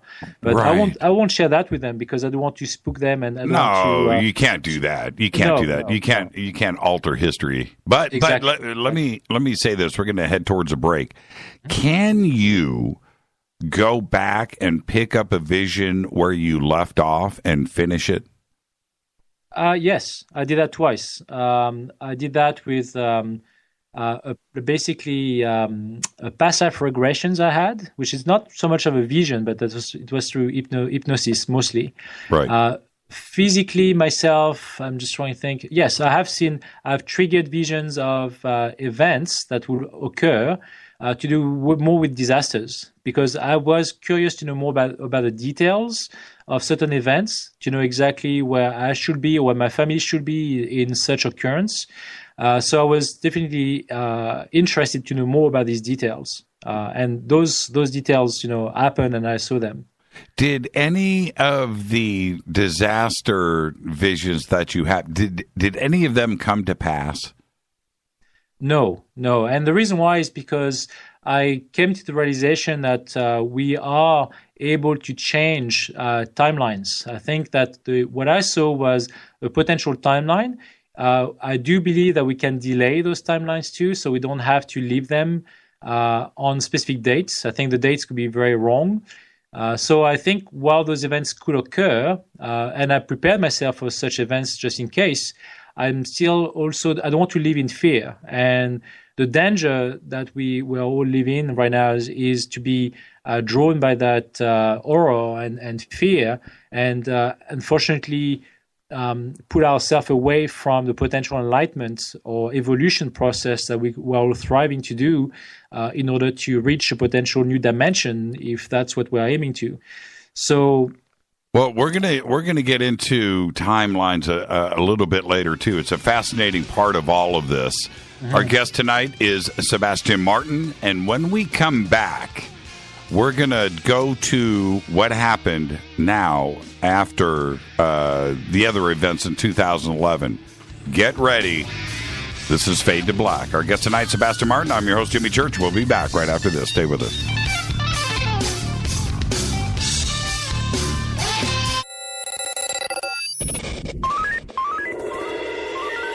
Way out here, we listen to Jimmy Church. You're listening to Fade to Black. Always on the edge of the hottest alternative talk. Jimmy Church with Fade to Black. KGRARadio.com. ¿Qué tal, mis amigos? Yo soy Mario Carson, el tiburón, y los invito para que escuchen a mi buen amigo Jimmy Church Radio. ¡Claro que sí! Oh, fall. My favorite time of year. Cooler temperatures and, well, let's be honest, layers. Lots and lots of layers. Look, I get it. We all have that favorite hoodie. Matter of fact, I've got a few favorite hoodies. You should wear yours. Enjoy it. I do. But I stay focused on my health year-round. And for me, I take Nature's Youth RSF from nature'syouth.com. Nature's Youth RSF from nature'syouth.com. I eat right, control my portion sizes, still maintain a commitment to regular fitness, and I get plenty of rest, and I take Nature's Youth RSF. It's okay to cover up your beach body for a few months, but don't just forget about it. Nature's Youth understands exactly what it means to provide top-quality health products, and Nature's Youth customers not only improve their health, they know they're also providing their body with the right nourishment to maintain peak performance levels and fight the aging process.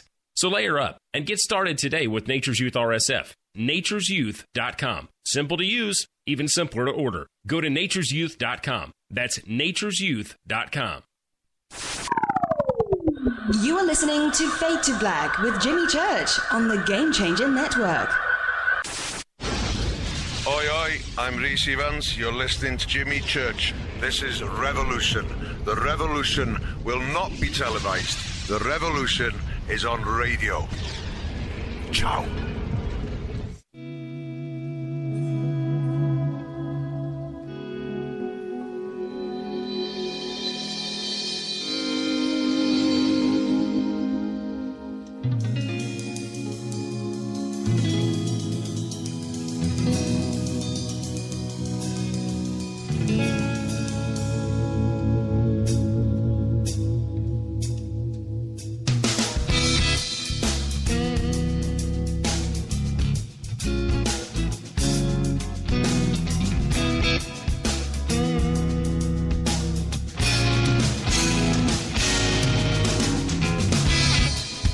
All right, welcome back. Fade to Black. Our guest tonight, Sebastien Martin. You can follow me on Twitter at JChurchRadio. Hashtag F2B is the sandbox. You can go hang out in one of the chat rooms if you want. Things are very, very active tonight. Sebastien Martin ended up having stressful visions, catastrophic timelines and earthquakes, tsunamis, turmoil, day and night. And then after selling off a chunk of his company in 2011, he was sitting in his living room, and something happened. What happened? Well, actually, before we go to that, let's go back to the teenager's face, because that kind of leads into this. Right. So the teenage boy that appeared in the dream first was in November of 2011, and the company was not sold then because we sold the business in 2014.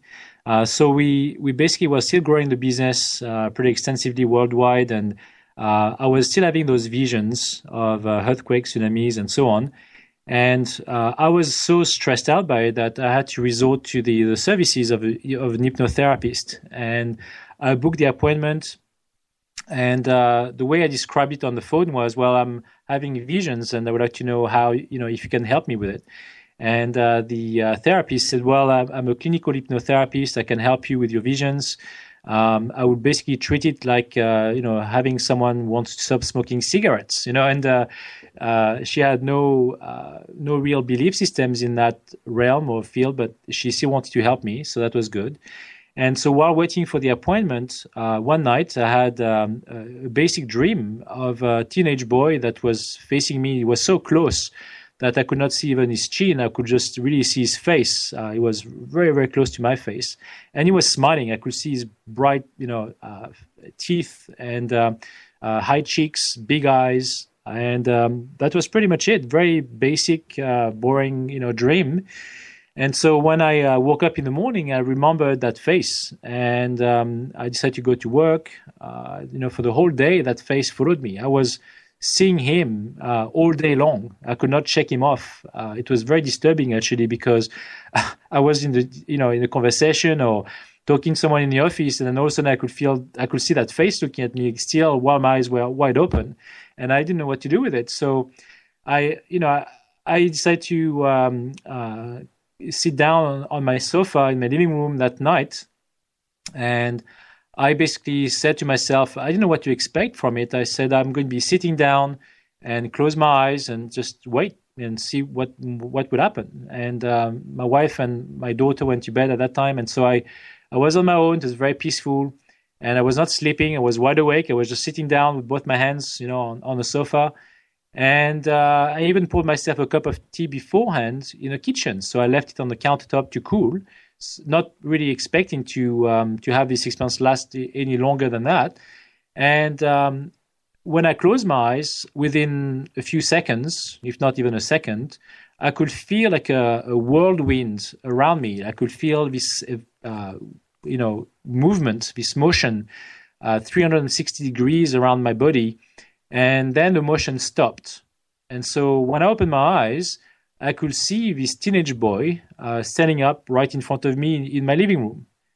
And that really startled me because I could see not only his face, but his whole body. I could see him with basically like a halo almost around his body, like a bright light, very, close to his body. He was not an angel or anything else. I could see him physically. I could not even see the shelves behind him. He was basically appearing himself to me in full form, and that really startled me. And I basically was about to stand up, almost like to defend myself or something. I was about to stand up, but I couldn't move. I was frozen, sitting down on that sofa. And so I tried to move my arms, and my arms could not move either. So I was really frozen on that sofa. And when I tried to open my mouth to speak, I could not speak. And so what I was thinking, who are you? What are you doing here? Almost like seeing him as an intruder of some sort. He basically said to me telepathically, he basically introduced himself, saying, don't worry, my name is Zoar, and I'm from the Galactic Alliance.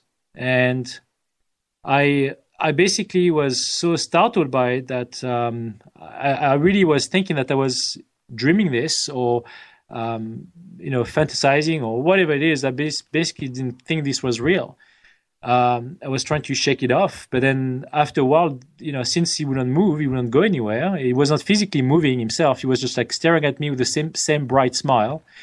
And when he looked at me, we were having this conversation very quickly. For what it seemed to me as being very quickly, about my visions and the stress I was experiencing through those visions. And he kind of said to me, yeah, don't worry, people will die, it's part of the course of life, it's not a big deal. Even if millions of people will die, it doesn't really matter. It's, it's part of life. And so Sebastien, everybody's going to ask, so I'm going to ask, any smoking of weed, any drinking, any fun stuff? I can't smoke any drugs. It doesn't agree with my system. So I tried once, I guess, when I was I don't know, in my teens, but it was very far away. I never smoked since.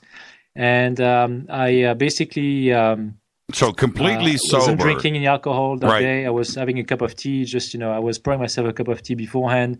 So no, I'm a casual drinker. I don't drink like a fish. I just I was very sane, and I found myself very grounded. So it's something that was very out of the ordinary that happened to me that night. It was something that was so startling that it completely changed the course of my life. I mean, to go from this to like this, businessman that was just drawn by money and trying to make a living and all of that, to experiencing consciousness and having this kind of life was very, very different for me. And especially like accepting it, and the rest of my family, my friends, or even my wife really don't embrace this subject very well. So it's something that like hit me, and I didn't know anything about the Galactic Alliance or let's go back any to of that.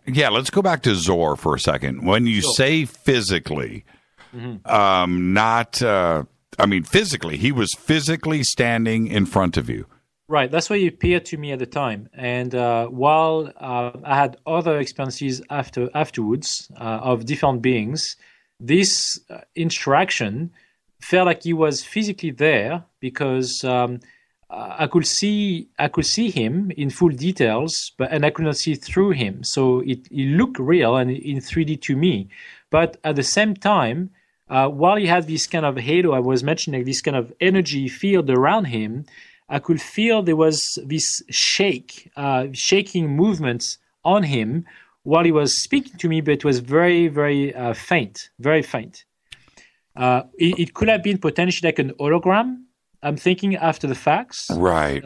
So he was vibrating. He was vibrating. There was a frequency. And he was not moving. He was not moving around. He was just like standing there, and that was it. Wow. So it's not like he was trying to move towards me or anything else. What was he wearing? You describe him as a teenager. He was kind of a teenage boy. He's still like, 6'2", 6'3", pretty tall still.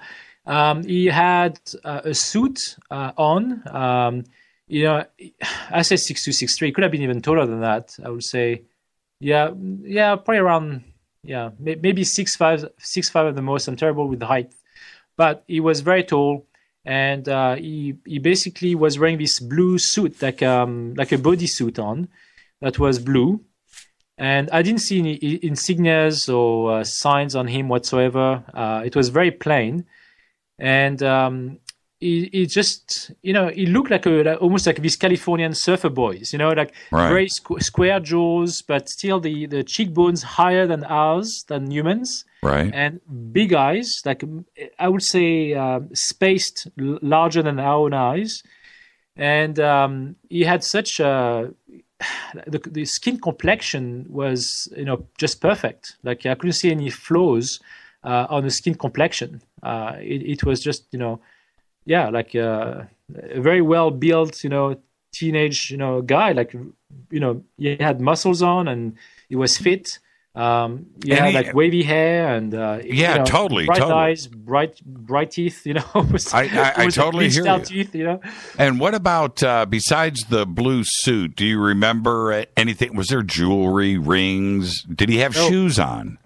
The same shoes, kind of a bodysuit shoes on, like same color. It almost like looked the same type of material, very basic. Maybe some thin soles on his feet, right? But very, very thin, right? And it was very simple garment like he was wearing. It's very basic. And I've seen this garment under hypnosis, but it was way more detailed. In essence, that I saw insignias. And I will get into that after the facts. But right. Basically what happened was when I was having this conversation, he basically phased out, like he vanished after the conversation. Now, and back to the conversation, he introduces himself as Zoar. Right. And that he's from the Pleiades and part of the Galactic Alliance. What else did he say? I said the Pleiades myself because, for what I read after the facts, but it could have been a Nordic, it could have been, from one of those star systems. But all he told me really was that he was actually from the Galactic Alliance. That was the term he used. He didn't say Galactic Confederation or Federation. Right. He just mentioned the term Galactic Alliance. And so that's pretty much what he mentioned to me. And the conversation, which I wrote down, was kind of strange conversation because it was, for whatever reason, geared up towards my visions, which was kind of selfish compared to what he could come up with as his own story about the Galactic Alliance. But for whatever reason, I do not remember such details during that time, and it felt so quick, like I would say 15 minutes at the most. So when he basically vanished, he phased out, I regained my full body movements and everything else, and I stood up, and as I remember that very clearly. When I walked towards the kitchen, it felt like almost like a blur, thinking, have I dreamt this? Have I, I'm disillusioned or something? I don't know. I just could not accept it. And as I grabbed my cup of tea on the counter and I was drinking it while still, living that experience, I was startled by the fact that the tea was freezing cold. And so I put it down and I looked at the clock on the stove, and I was missing about 2.5 hours of time. And the conversation wasn't that long, right? It was just... It didn't feel that long, but and I knew that there was such a huge time that was missed because like I said, I do not recall the full length of the conversation in a way, because the parts that I remember felt very vivid, in the sense that I remember his name. I remember that he talked to me about the Galactic Alliance, that I addressed the points of the visions of earthquakes and so on, and the comments that he gave me back, still smiling and not opening his mouth, speaking to me telepathically, thinking like casually, millions of people will die, and so what? It's not a big deal. That really created even more anxiety in my life at that time. So I simply didn't want to address that topic to the hypnotherapist when I went to see her, the next week, because I booked my appointment, and she knew that I was going to talk about visions. So that's pretty much, how it started. And the visions or even the dreams about Zoar, didn't happen until I really started the hypnotherapy sessions. And when I went to see the hypnotherapist, I talked about the tsunamis and disasters events and visions I had, and I said it was very troubling me, and I can't focus in my work with these visions. And she said to me, "Did you want to stop those visions, or do you want to control them?" And I said, "Well, it would be nice to be able to control them because I had very nice visions about my daughter and these sort of things. So I had positive visions too, right? So I said, yeah, I'm open to that."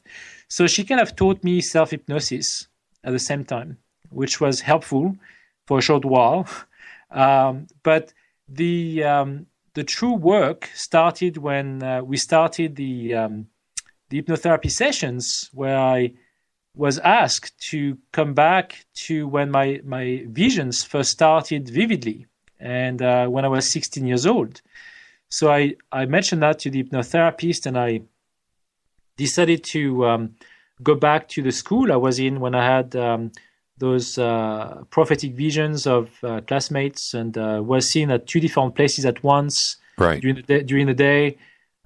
So lots of weird things happened that year. And so I decided to come back under hypnosis when I was 16. And when I look around myself, I could see I was experiencing these hypnotherapy sessions as a first person. So I could see my hands, I could not see my face, but I could see what I was wearing and my environment. And the hypnotherapist asked me to look around and describe what I was seeing. And I said, well, I'm outside at night and outside my school. And I'm looking up, and I said, I'm seeing the bottom of a plate or cup, I think it was. And so she said, okay, can you look at your feet and around you? And so I look at my feet, and I said, my feet are leaving ground. And I was being abducted, basically, but I never thought that I was ever abducted in my life. I never had, even the faint idea that I was a subject to be abducted or anything like that. I was just interested in the subject, but not so much about abductions. I was interested in UFOs, but that was 10 years earlier almost. I didn't really look into the details or those subjects after the facts. So when I was in fact describing that plate, or the bottom of the plate, that's pretty much where it stopped. I really thought it was just something very basic. I didn't think it was the bottom of a UFO. Right. And I was being lifted up in the air vertically, and then I was placed on my back in the sky, and then going inside feet first, inside the spacecraft. And the beings that welcomed me inside the spacecraft were tall gray aliens. They were probably about 7 feet tall, and they had this kind of grayish, but mostly green bluish skin tone to them, almost like a laser type. But they were pretty disembodied. They had long arms, very long arms with long fingers, with almost like fingernails, and I could see that they were not really talking. They had a very small mouth and big eyes, and they had no hair on them, and they were just looking at each other, and I felt like I was more floating under this session. I was just standing on that inside the spacecraft in a round. So at this point you're now standing, you're no longer floating on your back. I don't know. I'm floating, but I'm basically laying down on what could be a slab, but there was no slab. I was just floating right. on my back. I could not feel any surfaces whatsoever underneath me. But you could see yourself moving, right? You're looking at the ceiling, right? I'm looking at the ceiling, and I'm looking at those beings. I'm looking at them on the right. Course. So I had a slight head movement. I could see, and those tall gray aliens, there were 3 or 4 of them on the right, and there were a few more on my left and more in the back. And I could basically see them almost without even asking anything or doing anything. They just planted an IV in my arm, and I could feel a helmet put on my head. And after a short while, they stopped, and I could hear a sound that they were arguing. And were you scared? Were you scared? I was feeling scared at that point because I could feel the IV and it hurt. And when I was laying down, I could hear them arguing, like doing like roar, roar, roar, roar, like this guttural sound that came from their throat or something. Wow. And it was an odd sound that I never heard before. And that's when the hypnotherapist stopped the session by herself. She was so disturbed by it, and she really didn't know where it was heading. She stopped the session, and then she explained to me that she never really, helped people like me with these kind of stories. And so in order to help me, she had to study it and get back to me on that, which she did. And after a week, I came back to see her while, obviously, reliving those experiences almost at home. When I was going back home, I was thinking, wow, that's pretty amazing at the same time, but quite, tormenting at the same time. So when I came back the next week. Well, what year was this? Well, that was in 2011. 2011, okay. So it was November 2011. 2011 was a pretty crazy year for you. Yes, November and December for sure, yes. I mean, the sessions lasted to December, so it started November and finished up in December pretty much. And when I went back to do the same session, basically, the hypnotherapist brought me back to the same scene. So I had to relive that again from the beginning. Oh, that sucks. That sucks. I know. Oh man. And nothing changed. Like basically everything stayed the same. Right. Absolutely nothing changed. So when we came back to the scene where they were arguing, then the hypnotherapist, without warning, or even ahead of time, said to me, "Can you ask them what they're arguing about?" And then I was startled by that question, and I said, "Well, how do you expect me to ask them, something when they speak a foreign language?" And plus, I said, I don't recall me asking anything when I was living that, if I lived that at the age of 16. And I was very critical of this experience because I never had hypnosis before. And I basically was questioning the accuracy of these, visions or the events, thinking, well, I'm probably imagining it because I'm fully conscious. Right. You have to. That there's nothing wrong with that. I mean, you have to. I was rationally look. Yeah, you have to be. Yeah, I was very critical. I could not really accept that this was real, and I was even saying, I said, well, I'm conscious. I remember everything I'm saying. I'm speaking to you at the same time. I said, how can I be believing this? I'm probably imagining it. I could have very vivid imagination. Let me ask you this before we get to the top of the hour here. Were you able to recall the environment, the inside of the ship? And could you tell if the ship was moving or was it stationary? Did you have any of those sensations? I didn't have the feeling that the ship was moving, but I certainly saw the inside of it. It was circular. There was a light on my left-hand side that looked like those, those Egyptians light pods or something that they discovered as part of the hieroglyphs. They looked like long tubes. Yeah, Dendera. Yeah, yes. Right. And so there was one of those on the left-hand side that had this bluish light on the left. So the room was quite dark, but still, with this subtle blue light around.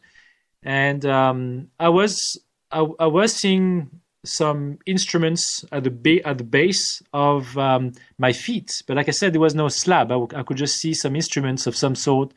And further back was another room, so away from the room I was in, but it was it looked like a longer room where I could see some cylinders with some like fetuses or almost like more like grown-up babies inside them. So some of them were almost like teenagers like inside them. So they had like different age groups within those cylinders. And that was like towards the back So it was it sounds like it was a pretty large room then. Yeah, well, yes. I mean, where I was in was a smaller room, but then, like I said, the room extended back with almost like a doorway, but there was no doors to go back, right? So the room I was in was more like circular, and the room behind was more rectangular shape type behind that. So it was not all shaped the same way. And I could not really see much by the ceilings because there were a lot of lights as well, and it was not really something I could see very clearly. Really quick, I want to jump in really. There was a meteor tonight in Vancouver. Oh, okay. Yeah, Victoria, Vancouver. Yeah, there it is right there. I'm looking at the video, and okay. From 107.3 Cool FM in Vancouver. Did you listen to that station growing up? No. Okay. I moved to Canada when I would say 16 years ago. Wow, it's a pretty dang incredible video. Wow. Okay. Anyway, they wanted to know if you've seen it. Okay, so the size of the room, if these, I don't know, you said they were tubes, big enough for a body to be in them. Right. So you have that. You have the beings on your left, on your right, and the light source. And so it just sounds like it wasn't tiny and cramped. And these beings are, over 6 feet tall, too, as well. You said 7 foot? Yeah, that's right. So, I mean, the room where I was in was smaller than probably the rest of the craft. But when I came into the spacecraft, it looked like an oval-shaped type of craft. So it was not, rectangular shape or, it was like one of these regular saucers, but still it didn't feel like they could accommodate many aliens inside them. So it was a sizable aircraft, but not as large as a mothership or anything. So, that's pretty much my experience with that. But I've seen other motherships after the facts, under hypnosis, and they were much larger. But this was a smaller aircraft with just like a few samples, I would say, inside them, and I felt like I was being part of an experiment of some sort. But when they started arguing, I'll probably leave that after the break, I'm sure. But the portion of that was that they said to me that I was tampered with. So when I asked the question as to what they were arguing about, they replied saying, "We can't touch you because you've been tampered with." Wow, incredible. All right, let's pick that up on the backside here. Our guest tonight, Sebastien Martin, and we're talking. We're at a point here in 2011 through this regression about an abduction. When we come back after the break, we're going to move into 2012. It's pretty interesting. This is Fade to Black. I'm your host, Jimmy Church. I'll be right back. Hi, everybody. This is Rob Halford, the Metal God, on JimmyChurchRadio.com. KGRA Radio. Intelligent talk. You've probably heard about all the great benefits of goat milk soap, but did you know some companies take shortcuts? At Old New England Soap, we make our organic goat's milk soap using 36% goat's milk. That's 17% more than most others. Our bars are larger, so they last longer, producing lots of lather packed with vitamins. And our soap is a natural moisturizer that smooths dry and damaged skin. Order online at oldnesoap.com. That's oldnesoap.com. You've tried the rest. Now try the best. oldnesoap.com. Water-based soaps on supermarket shelves use harsh chemical acids to break down dead skin cells. And that's just not good for you. At Old New England Soap, our soaps are made without chemical ingredients, contain no alcohol or petroleum products, and use 85% organic materials and carry the USDA's organic certification. Try some today. Go to oldnesoap.com. That's oldnesoap.com. oldnesoap.com. So, you love talk radio? Then you'll love TalkStreamLive.com. TalkStream Live is always on, 24/7, with the best streaming talk shows. Find your favorite talkers and discover some new ones. It's free, readily available online or on any smartphone or tablet. Finding your favorite talk shows all in one place has gotten a whole lot easier. Just go to TalkStreamLive.com. Be sure to download the free apps from Google Play or the iTunes App Store. If you have sciatica, then you know all about the crippling pain that travels from your lower back down your leg when a spasm occurs. It's brutal. In fact, it's enough to take your breath away. Dr. Zhang's Sciatica Nerve Cream helps relieve persistent, shooting pains associated with the sciatic nerve in the lower back and legs. This natural, homeopathic cream contains the most potent ingredients to soothe even the most excruciating pain associated with sciatica. Stop the pain now. Ask for Dr. Zhang's Sciatica Nerve Cream at your local health food store or go online to trasknutrition.com. Would you like relief from muscle pain, headaches, and discomfort to sleep better, have more energy during the day, and just feel naturally amazing? Fibromalic can help. Its blend of malic acid and magnesium can provide pain relief and comfort for those who experience fibromyalgia. It helps your body absorb more oxygen, and it works quickly for a significant reduction in pain within 48 hours, all without a prescription. Ask for Fibromalic at health and vitamin shops or shop fibromalic.com. Did you know that when you're on the road with limited data or Wi-Fi available, you can still listen to every minute of Fade to Black by just calling 605-562-4482. No smartphone, app, or internet needed. It saves your data plan and no extra cost if you have unlimited minutes. Just call 605-562-4482. You can listen to me, Jimmy Church, on any phone, anytime, anywhere. Go Beckley Teppy.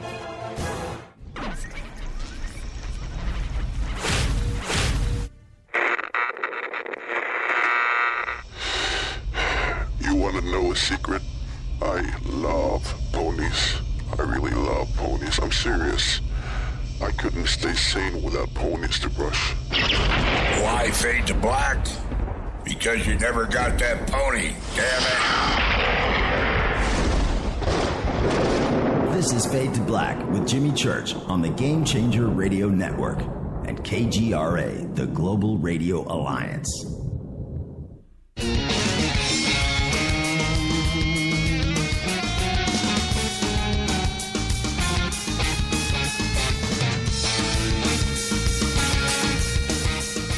Welcome back, Fade to Black. Our guest tonight, Sebastien Martin. His website is nsuho.com. Suho. Links are over at jimmychurchradio.com. You can follow me on Twitter at jchurchradio. You can follow Sebastien at nsuho_admin, and the links are up on Twitter. Now, so going through the timeline here, right before the break, we're at the end, November, December of 2011. Before we can do this all night too, Sebastien. It's a fantastic story.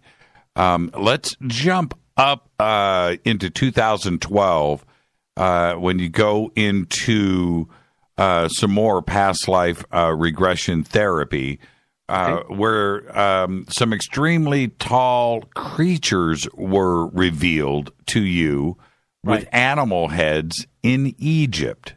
Mm-hmm. Let's go there. Yeah. So when I was probably 19, 20 years old, I went to do my national service in Germany.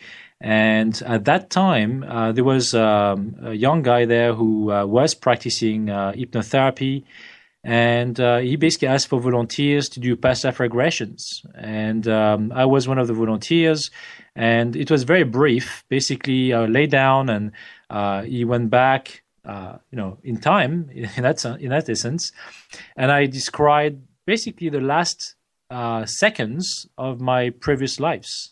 That's all I could see in details, mind you, but still very few seconds before I was either, killed or died of natural causes or whatever. It was very strange, but not so traumatic, but it still left that kind of question in the back of my head. And so when I asked the hypnotherapist afterwards, maybe to deal with the stress, to realize, what were those visions or the past life regressions. And so she basically led me back to my past lives.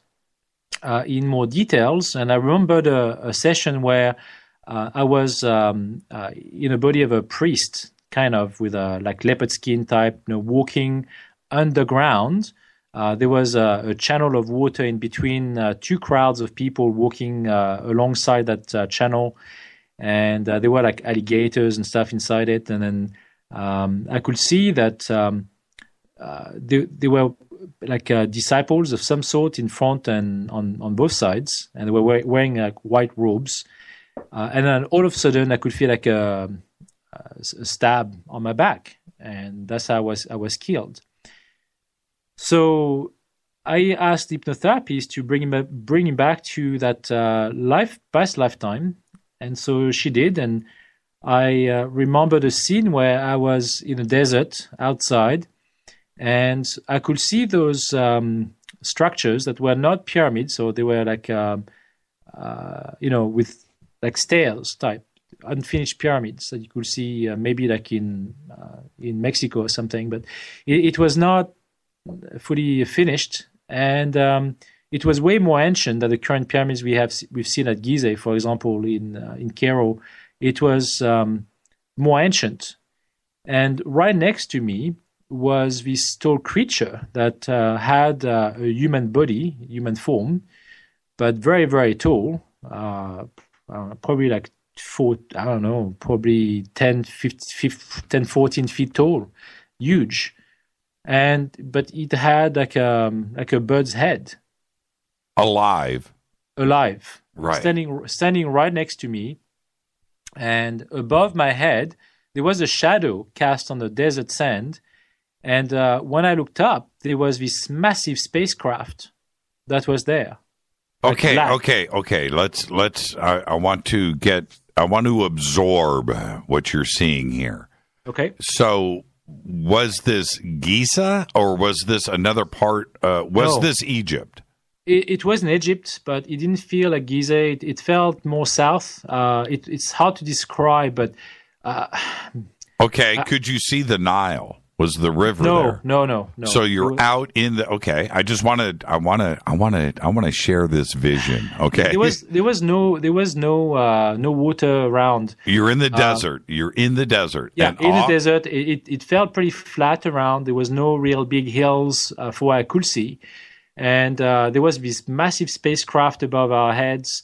And while I was living that experience, I was told that the reason why I was killed underground was because I was a geneticist and I made those creatures. And I was one of the people who made those creatures. And I was killed for it because they were considered abominations. Oh, seriously? Okay, that's interesting. So that's again the message I got, and I don't really know much about Egypt or anything else, so I haven't read much about it. But that's pretty much what was shared with me at that time. Now, the guy with the bird head, I'm assuming he's a guy. Did he say his name? No, he was just like standing next to me, and he basically considered me like his father, basically. But I knew that I made him up with alien DNA. Wow. So it was definitely like there was highly developed genetics involved in that. Right. But the fact is that those creatures were also destroyed along with the people who made them. Now, and I was one of them. And I only knew that there were only three geneticists making those creatures, and we were all killed for it. And you were one of the three. Yes. Now, were there any other creatures or humans there with you? Did you see anybody else? I didn't see any other aliens or anything else. I only saw those creatures, and there were many of them. Like, it was just like one. I could see probably about 7 of them around with different kind of animal heads on their bodies. Wow. But all mostly male type, no female I could see around. And off in the distance was a pyramid under construction. It was not very far. That pyramid was on my left-hand side and in full sun, away from the shadow that the spacecraft above our heads was casting. So it was not that far off, but just on the edge of that shadow casting on the ground. So I could see that structure, and it was being built almost. But okay, we're going to get to the spaceship in a second. I'm more interested in this pyramid. So, okay, the pyramid. How were they building it? Did you see how they were doing that? How were they getting it done?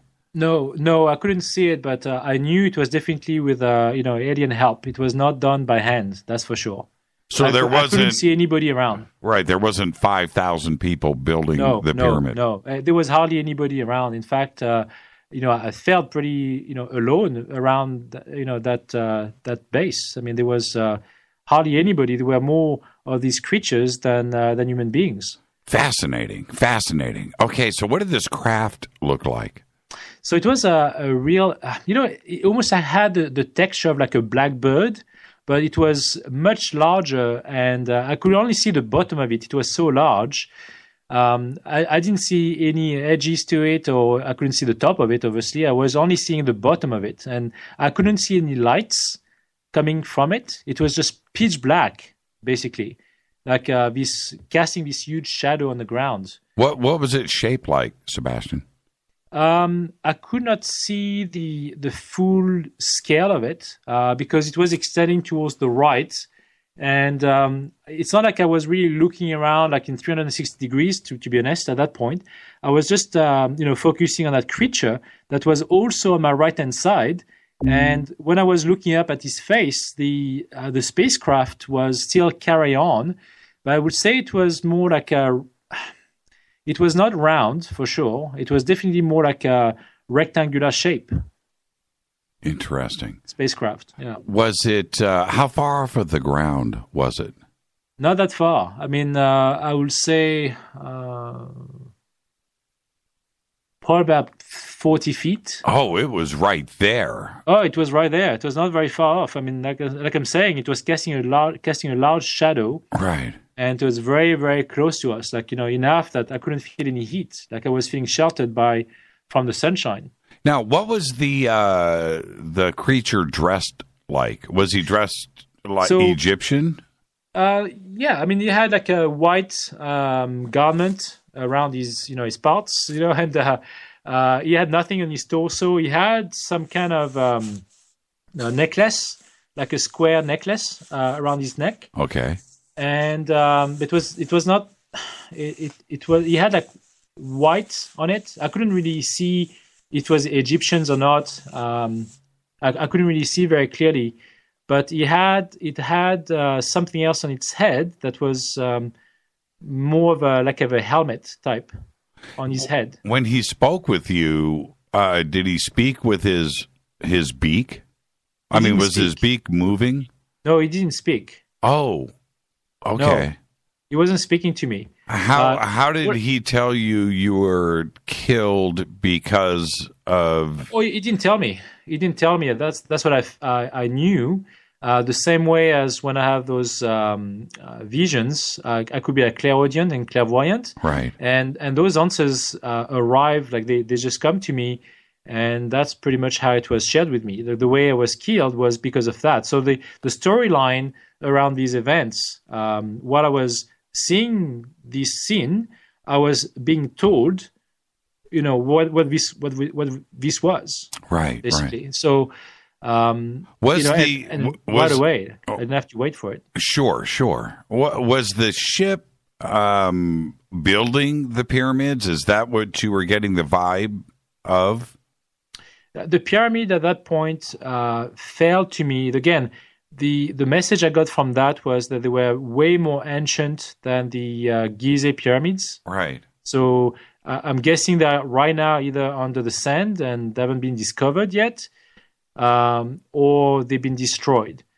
And the second idea that they've been destroyed is more likely because I believe that I was probably buried along with the creatures in that site that was basically like forbidden and became a place where nobody should be going, basically. Is there a possibility that you can go back to this point and find out exactly where it was and what the timeline? Yeah. Probably. I never really explored this idea, and it's been, like this kind of whirlwind of events where I had those experiences one after the other, and I barely had time to even record them.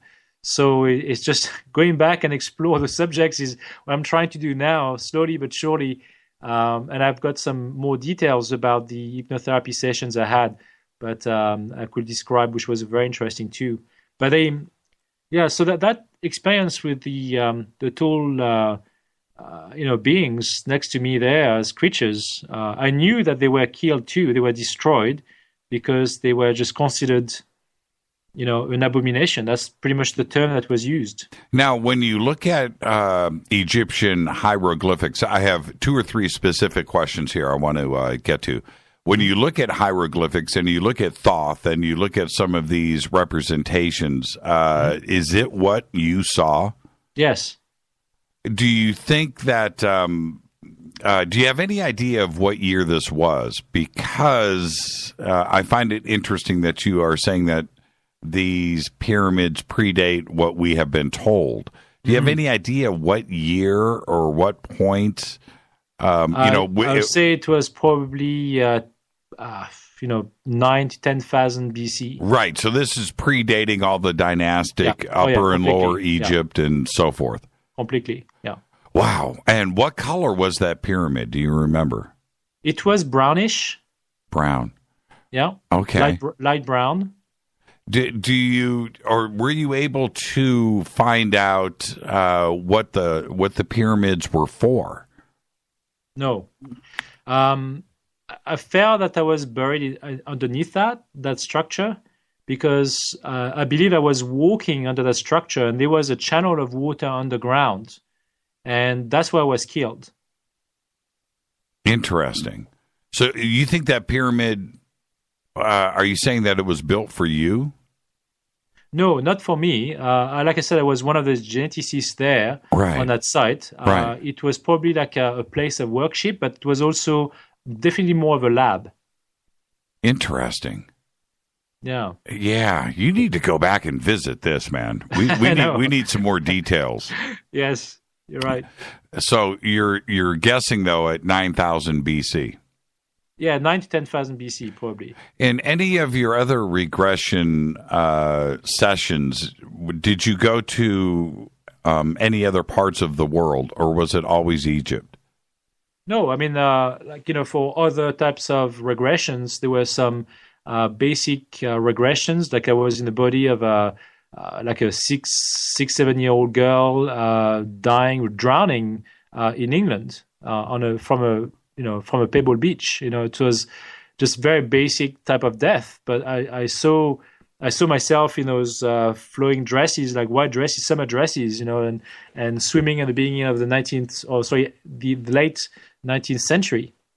So, it was just strange. I didn't really feel any connections with that girl or anything else, but I knew it was a past life too. So, that the experience with the Egyptian was the most significant to me and probably the most traumatic, because that stab on my back, is something I still almost feel today. Right. Did you go through any research at this point in your life with these kinds of experiences? Did you jump into researching ancient Egypt and what it was about, because you are seeing it firsthand, right, with these sessions? Right. I haven't. I mean, I still definitely have an interest now, more than before, but it doesn't mean that I've spent the time, researching any of the stuff that I've gone through for the last 5 years. Right. I just didn't have the time. Right. I was still involved with the business. Still am, in a way. I mean, I still resign as chairman of the board for the new business in November and director of the Chamber of Commerce. And I'm setting off all my businesses as well at the same time, just because, I need to focus on that more. And I feel it's a very big part of my life moving forward. But I have a very young family too right now. So, all of this combined doesn't really allow me, doesn't give me much time to really focus on that topic on a daily basis, unfortunately. But that's something I would like to do for sure. Yeah, your son was born in 2013. So when you say you have a very young family, you do. Yes. And what about the board at the company? Do they have any idea? Are they listening right now? I hope not. I spoke to our CEO, our new CEO, and I kind of mentioned to her that I would be, aiming towards that direction because it feels, right for me. And she accepts my beliefs and, what I've went through. One of our managers in New Zealand, followed those stories and was really surprised that I went forward with these stories, but accepted it as well and, thought I was brave to do it. The investors don't have any interest in that topic. I don't believe they are, pure businessmen. I wouldn't think that this is a subject they would appreciate. So it's still slightly dangerous for me as being a director as well. So I'm still involved as a shareholder, and obviously this is something that I hope not. But my views are mine, and I don't want that to affect the company either. And this is completely separate from that business. So I'm hoping that they could respect that, and I'm not really trying to say that Wetherspoon has any involvement in what I'm doing, or pays me for anything or anything else, and they don't really value that kind of experience, in my opinion, because this is my own. I mean, I'm trying to share a message that has nothing to do with that business. It's which is why I'm moving away from all of this and trying to concentrate on helping other people who have the same topics to share with and consciousness messages, trying to broaden our horizons slightly and trying to embrace different type of dimension and possibilities moving forward. That's pretty much what I'm focusing on right now. And the website that I've launched is a one man's job. I mean, I had programmers helping me with it, but this is not something that I receive help with. And so I'm inviting more and more contributors to help me fill the site with more content. But once again, it has to be towards the message of consciousness and not negativity, because I do believe we have enough of that on the web and elsewhere. Right. And in order to move forward into the light and the consciousness movement, you have to be able to embrace that possibility in the first place without fear. And if we have these issues to begin with, there's no way we can, broaden our horizons and learn what is truly out there. Yeah, and what about Zoar? Mm-hmm. Has he come back?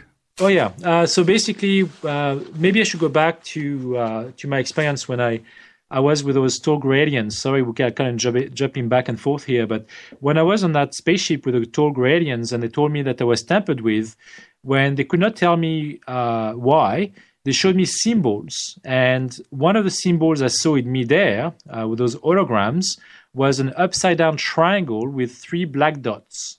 Okay, say that again. Upside-down triangle. Triangle with 3 black dots. Inside the triangle or outside? Outside the points. So, okay, gotcha. Yeah, and so along with other symbols, like there was a star shape as well that I drew. And when I asked what they were, they didn't tell me anything. When the hypnotherapist asked me to ask the tall gradients to show me where I've seen those symbols before, if they meant anything to me. This was the question. Okay. Until that point, I still believe that I was making it up and being critical. And then I blacked out from the scene I was in with those tall gradients, and I was moving backwards very fast. And when I opened my eyes, I was in the body of a 6-month-old baby. Wow. And I was immersed into a black liquid within a cylinder. So horizontally, I was in an horizontal position, completely naked as a 6-month-old baby. And I could see through the glass, there was a dome above me. And through the glass, I could see 2 tall beings. They were Pleiadians, I'm assuming. And they were wearing the same blue jumpsuits with the upside-down triangle on their chest, both of them, the man and the woman, which were both about 7 feet tall too. And they were, humanoid people, and the man had a trident symbol on his forehead, almost like a helmet mixed in.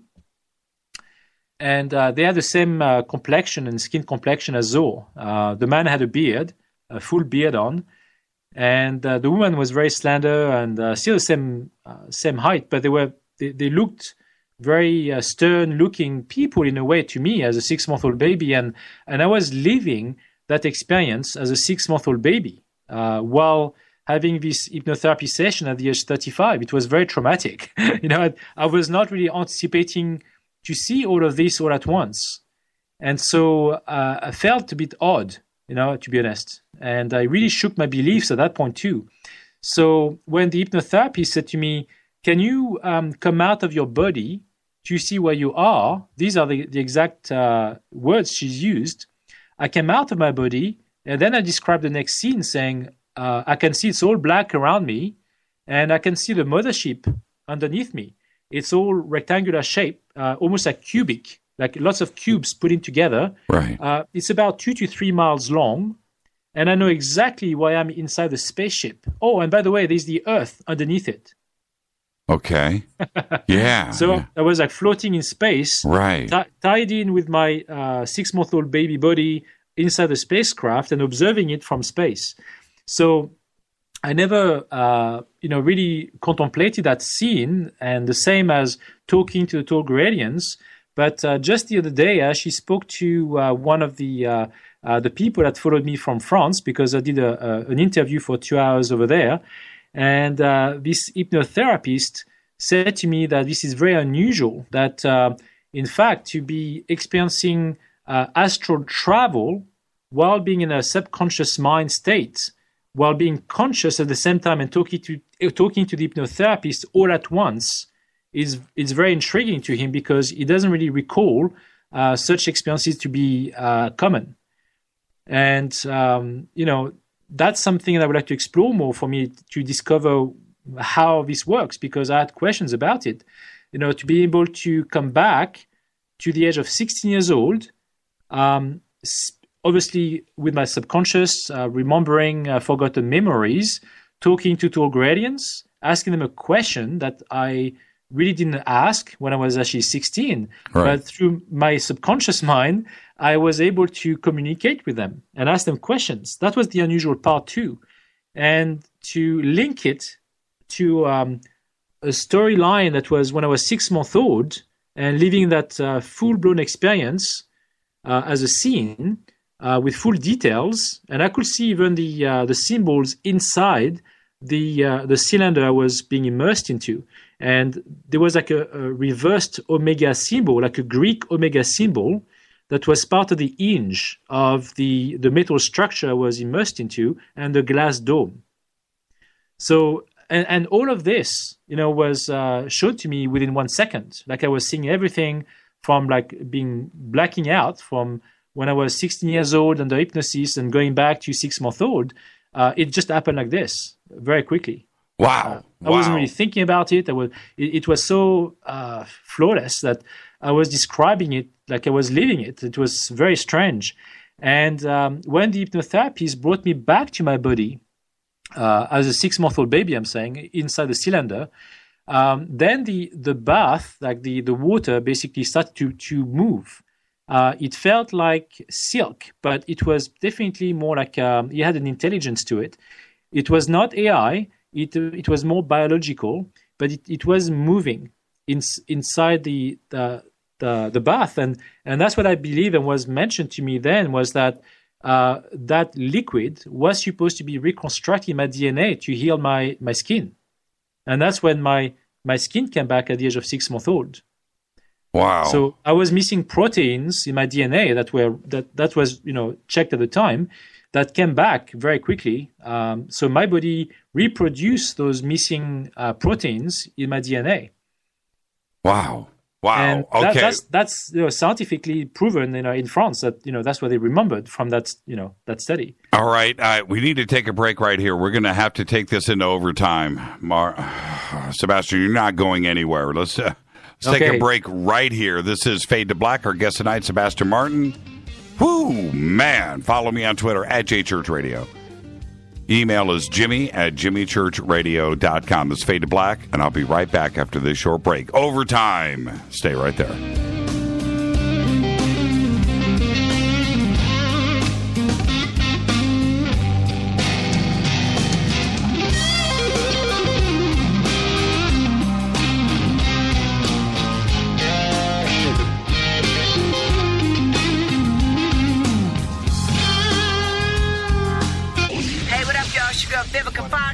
and you are listening to my boy, Jimmy Church, on jimmychurchradio.com. Despite popular opinion, reading a book will not make you smarter. But listening to Jimmy Church will. Balance of Nature's fruits and veggies. I had gout in both my knees, and it's gone. Well, I'm pretty stupid. I should have ordered it 15 years ago. Best thing I ever got in my... It's the most effective product that I've ever bought in my life. He had eczema on his hand, and it cracked for years. He did anything from doctor, every cream, everything. And 3 months on the veggies and fruit, it was gone. They're just awesome. They keep asking me, what am I doing? I told them what I did with my cholesterol. I had the blood test, right? And it went down 100 points. 262, now it's 162. Everything is just perfect. Call now to find out how to get your free month's supply of Balance of Nature. Call 800-2468-751. That's 800-2468-751. Call now, 800-2468-751. Or go online to balanceofnature.com. Use promo code TSL.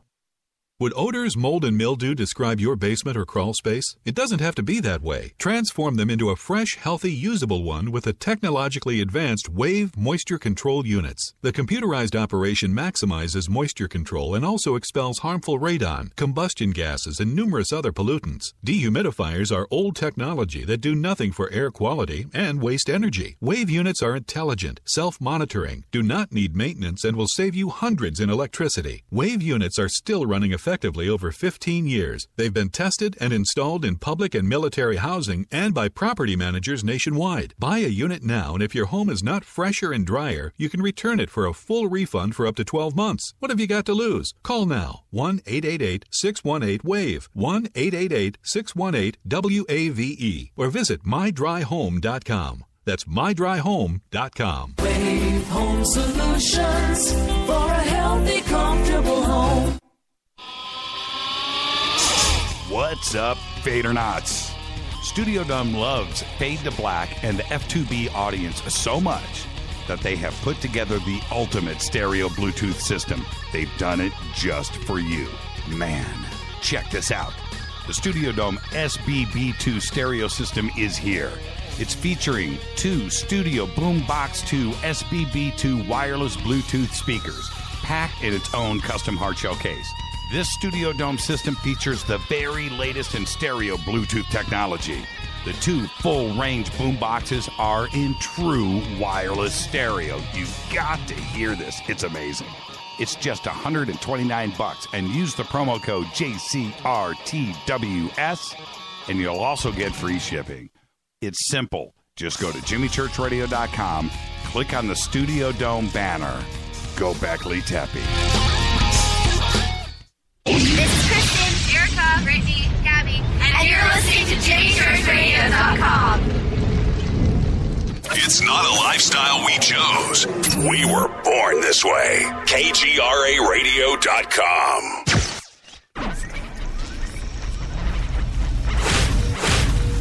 This is KJCR at JimmyChurchRadio.com.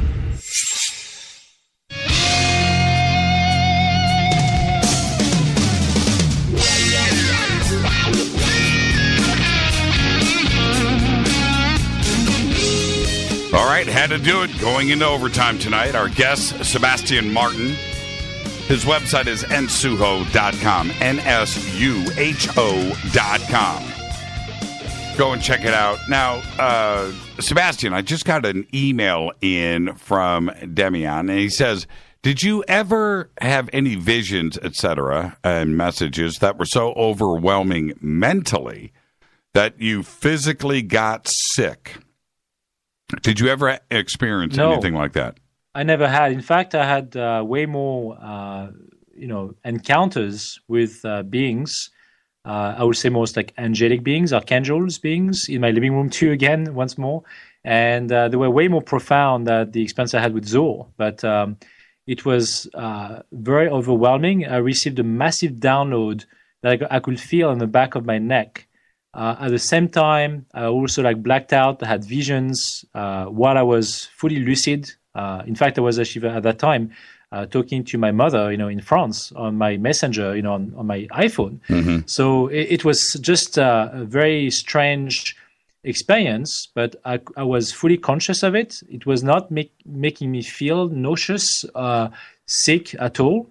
I could feel a lot of pressure on the back of my head. Right. But, when I basically, it was so strong, though, that I had to drop my phone and I completely almost like blacked out from the reality I was in order to experience what was shared with me. So I feel that I'm able to cope and embrace whatever comes my way without being distracted, surprised, hurt. It's just part of my life, I guess. It's something that I can cope with.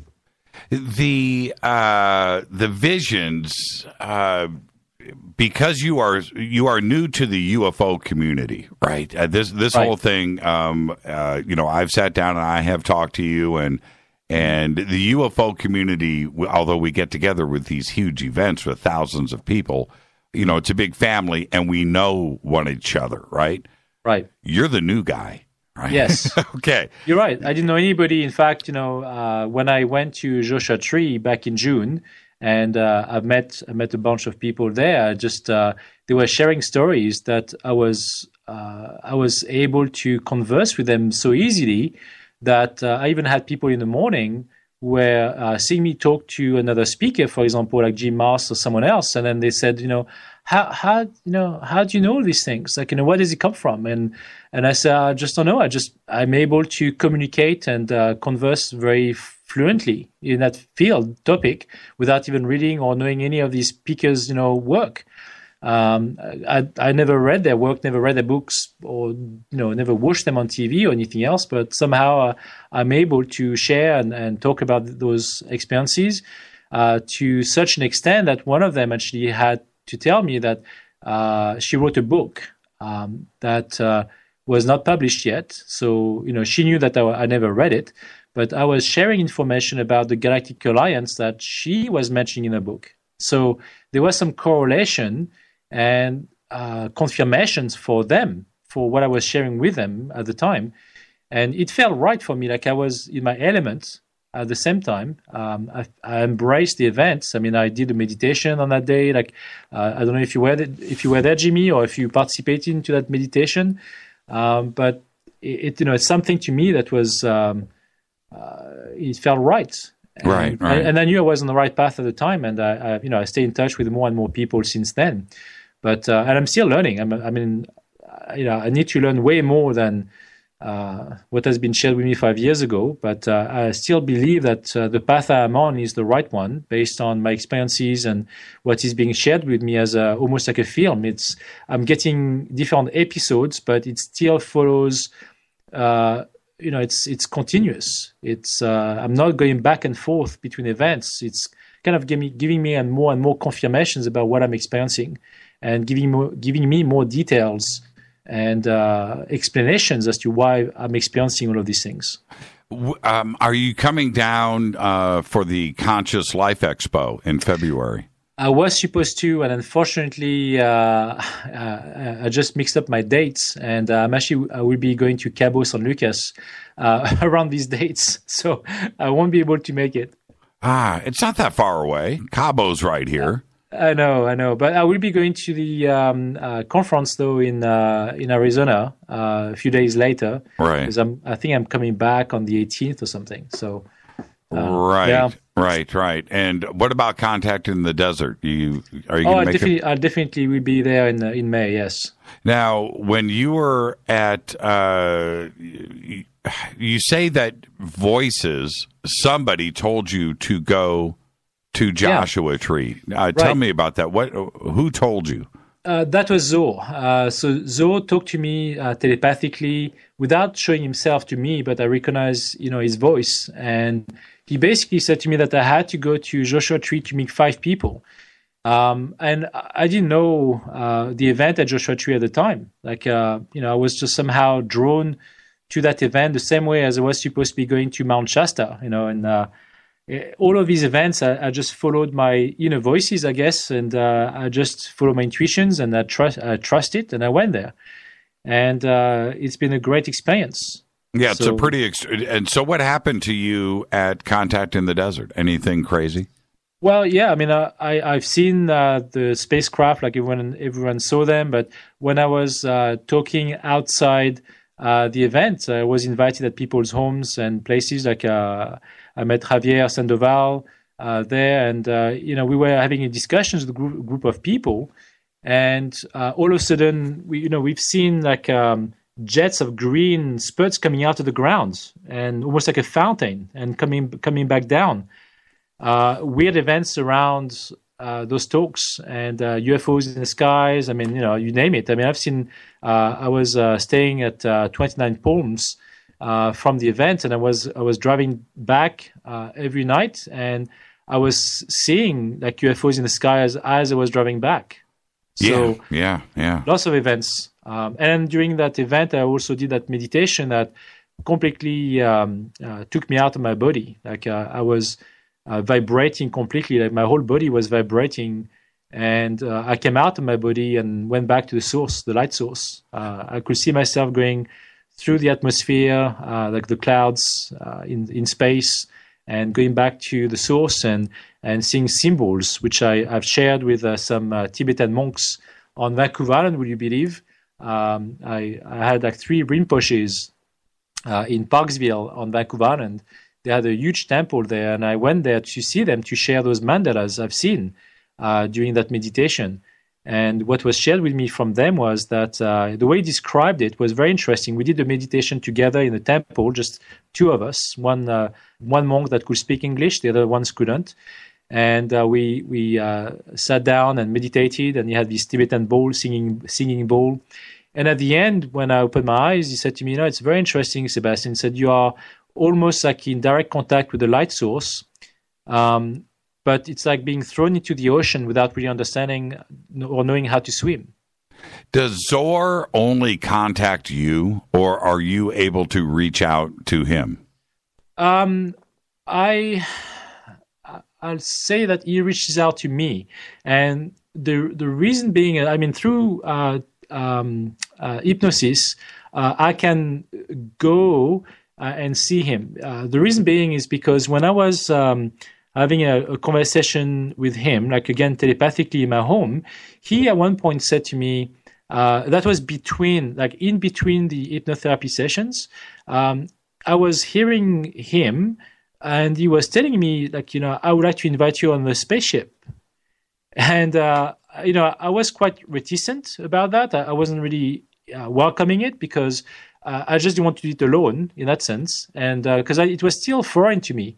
And so I asked the hypnotherapist to help me with this. And I knew that all along, like, he was kind of waiting. And I did that session with the hypnotherapist and went back to the spaceship, almost like through like a portal. I could feel my body lifted up. And when the doors opened up, basically, I felt like I was almost like in an elevator, like a shaft of some sort. And then the doors opened, and Zoar was just right there waiting for me, still with his big smile, and very excited, more excited than usual. And I followed him through this corridor, and then it opened up into a large room.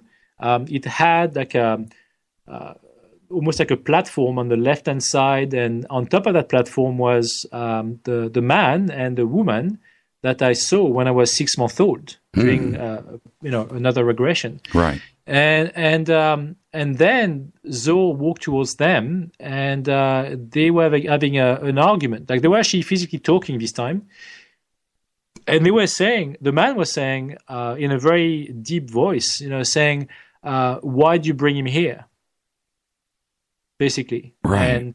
And Zoar said, because he's ready. He's ready to listen and to get information. And I had no idea what they were talking about at that point. But then the man looked at me and said, basically, you were supposed to be living your life as a human being on Earth and experience love, human emotions, and die. And that was it. That was your purpose. And he said, but since then, your mission, that's kind of the word he's used, your mission has changed. And now you're supposed to be going back to Earth and awaken the star seeds of the planet. So what do you think is ultimately about to happen? Well, I believe that there's a major shift that's currently happening, and that was not really so much shared by the Pleiadians themselves. So when I was on the spacecraft at that point, Zoar, because all of that was very strange and foreign to me. Like, I didn't know what to do with it. I mean, in fact, I still don't, because the man introduced himself pretty much as my father, and the woman as my mother, and Zoar as my brother, as my little brother. And when I basically looked at Zoar, almost like trying to ask for some answers, he basically took my hands and showed me a body laying on a slab and saying, this is you, and you are still alive, but you basically volunteered to go on Earth to live this human experience. But you also live on other planet systems. Like, you basically live on other planets. It's part of what you are doing right now. Maybe about fixing karma, or maybe it's part of an experience. I'm not quite sure. But the fact is that I felt those connections with other beings on other planets. One of them being like a blue being with a very long nose, blue. The whole being is blue, physically. And we've communicated through astral travels on the astral plane. And he basically approached me saying, I'm aware of you and you are aware of me. Like, we are aware of each other. And yet we are almost like part of the same soul from that body that stays on that slab, that almost like sleeps, but still is there. And then the man said, you are part of the council. You are actually part of the council on the spacecraft. And all of that was so foreign to me that I didn't know what to do with it, to be honest. It was just so overwhelming. It felt like a big blur. I said, okay, well, whatever you say, pretty much, but it doesn't mean anything to me. And so when I got back after the hypnotherapy sessions, I questioned all of these things with the hypnotherapist, and she kept telling me, "Oh, don't worry, all of these answers will come to you after the facts. You're going to be receiving more and more downloads over time. As time goes by, all of that is going to be making more sense to you." It kind of did, but I still believe that I was on that mission, which is why when August of 2015, when I went to Mount Shasta, that was still part of the same cryptic messages of going to Mount Shasta because you have to go there for whatever reason. And I never heard of Mount Shasta before. In California, I had no idea why I had to even go there. I had no real interest to Mount Shasta. But right. Anyway, I felt compelled to go. And all of a sudden, more and more times I was hearing about Mount Shasta. You have to go to Mount Shasta. You have to go to Mount Shasta. So that's where I went. And I'll probably will skip that experience because it was part of the same kind of experience, but it's long and winding. So what I'm saying is all of these messages were very cryptic and without really ends. The main message was for me to go back on Earth and awaken the starseeds of this planet. And I had no idea why and how. Nobody showed me directions and how to do it. So I was kind of left to my own demise, and I decided to go to the conference in San Francisco in last August. And when I went there, I was introduced to more people. We talked again there, and we basically had good experiences, nice fun, and I went back home, and then all of a sudden I thought, well, maybe the way I should be doing it is by creating a website and trying to welcome ideas or gearing up towards the same message of consciousness to awaken not only just the star seeds of the planet, but everyone, like the masses, and providing tools to do it. And that's really the end goal here, because I really do believe from experiences now that this life is just an illusion. There is no such thing as death. I do believe that there's we can live way more experiences after that, and this is just like when I say the illusion, it's almost like the myth of the cave with Plato. when you see that you have those prisoners in that cave that see shadows on the wall, and we're pretty much in that state of prisoners looking at the shadows on the wall being lit up by a fire behind us, but we don't really see it because we can't move around. We can't, we are completely fixated to that, to the shadows. And when once one of the prisoners escaped and came back with the truth, saying, there's another world out there, Right. Those prisoners don't want to believe it and are threatening to kill that prisoner because it's just too much to bear. And they are just too used to this reality. And that's exactly what I believe. Plato and Socrates, by the way, I really believe that the concept of illusion and the matrix to them was actually known because the Greek philosophy, I believe, was pretty much copied from the Egyptian philosophy.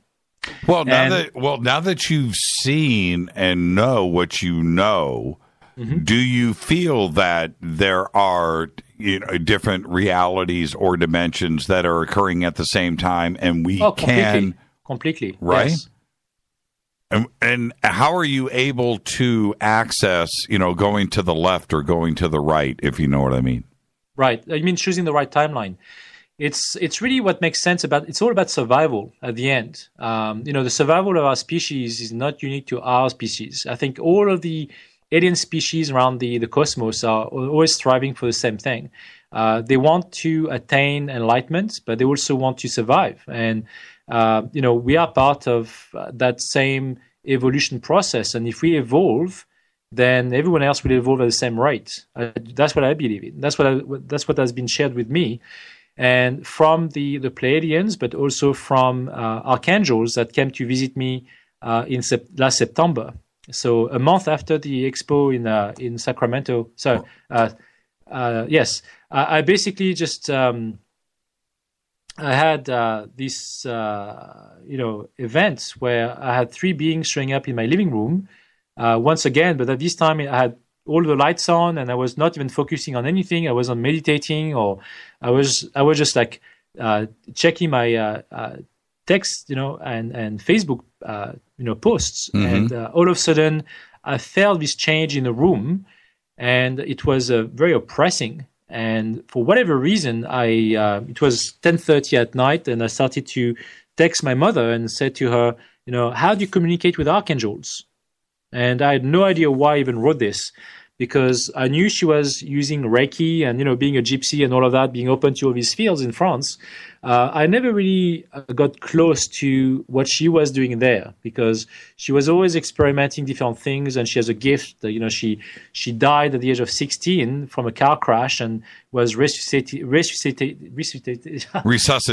That's right, okay. Right, that's right. And she basically went through the white tunnel.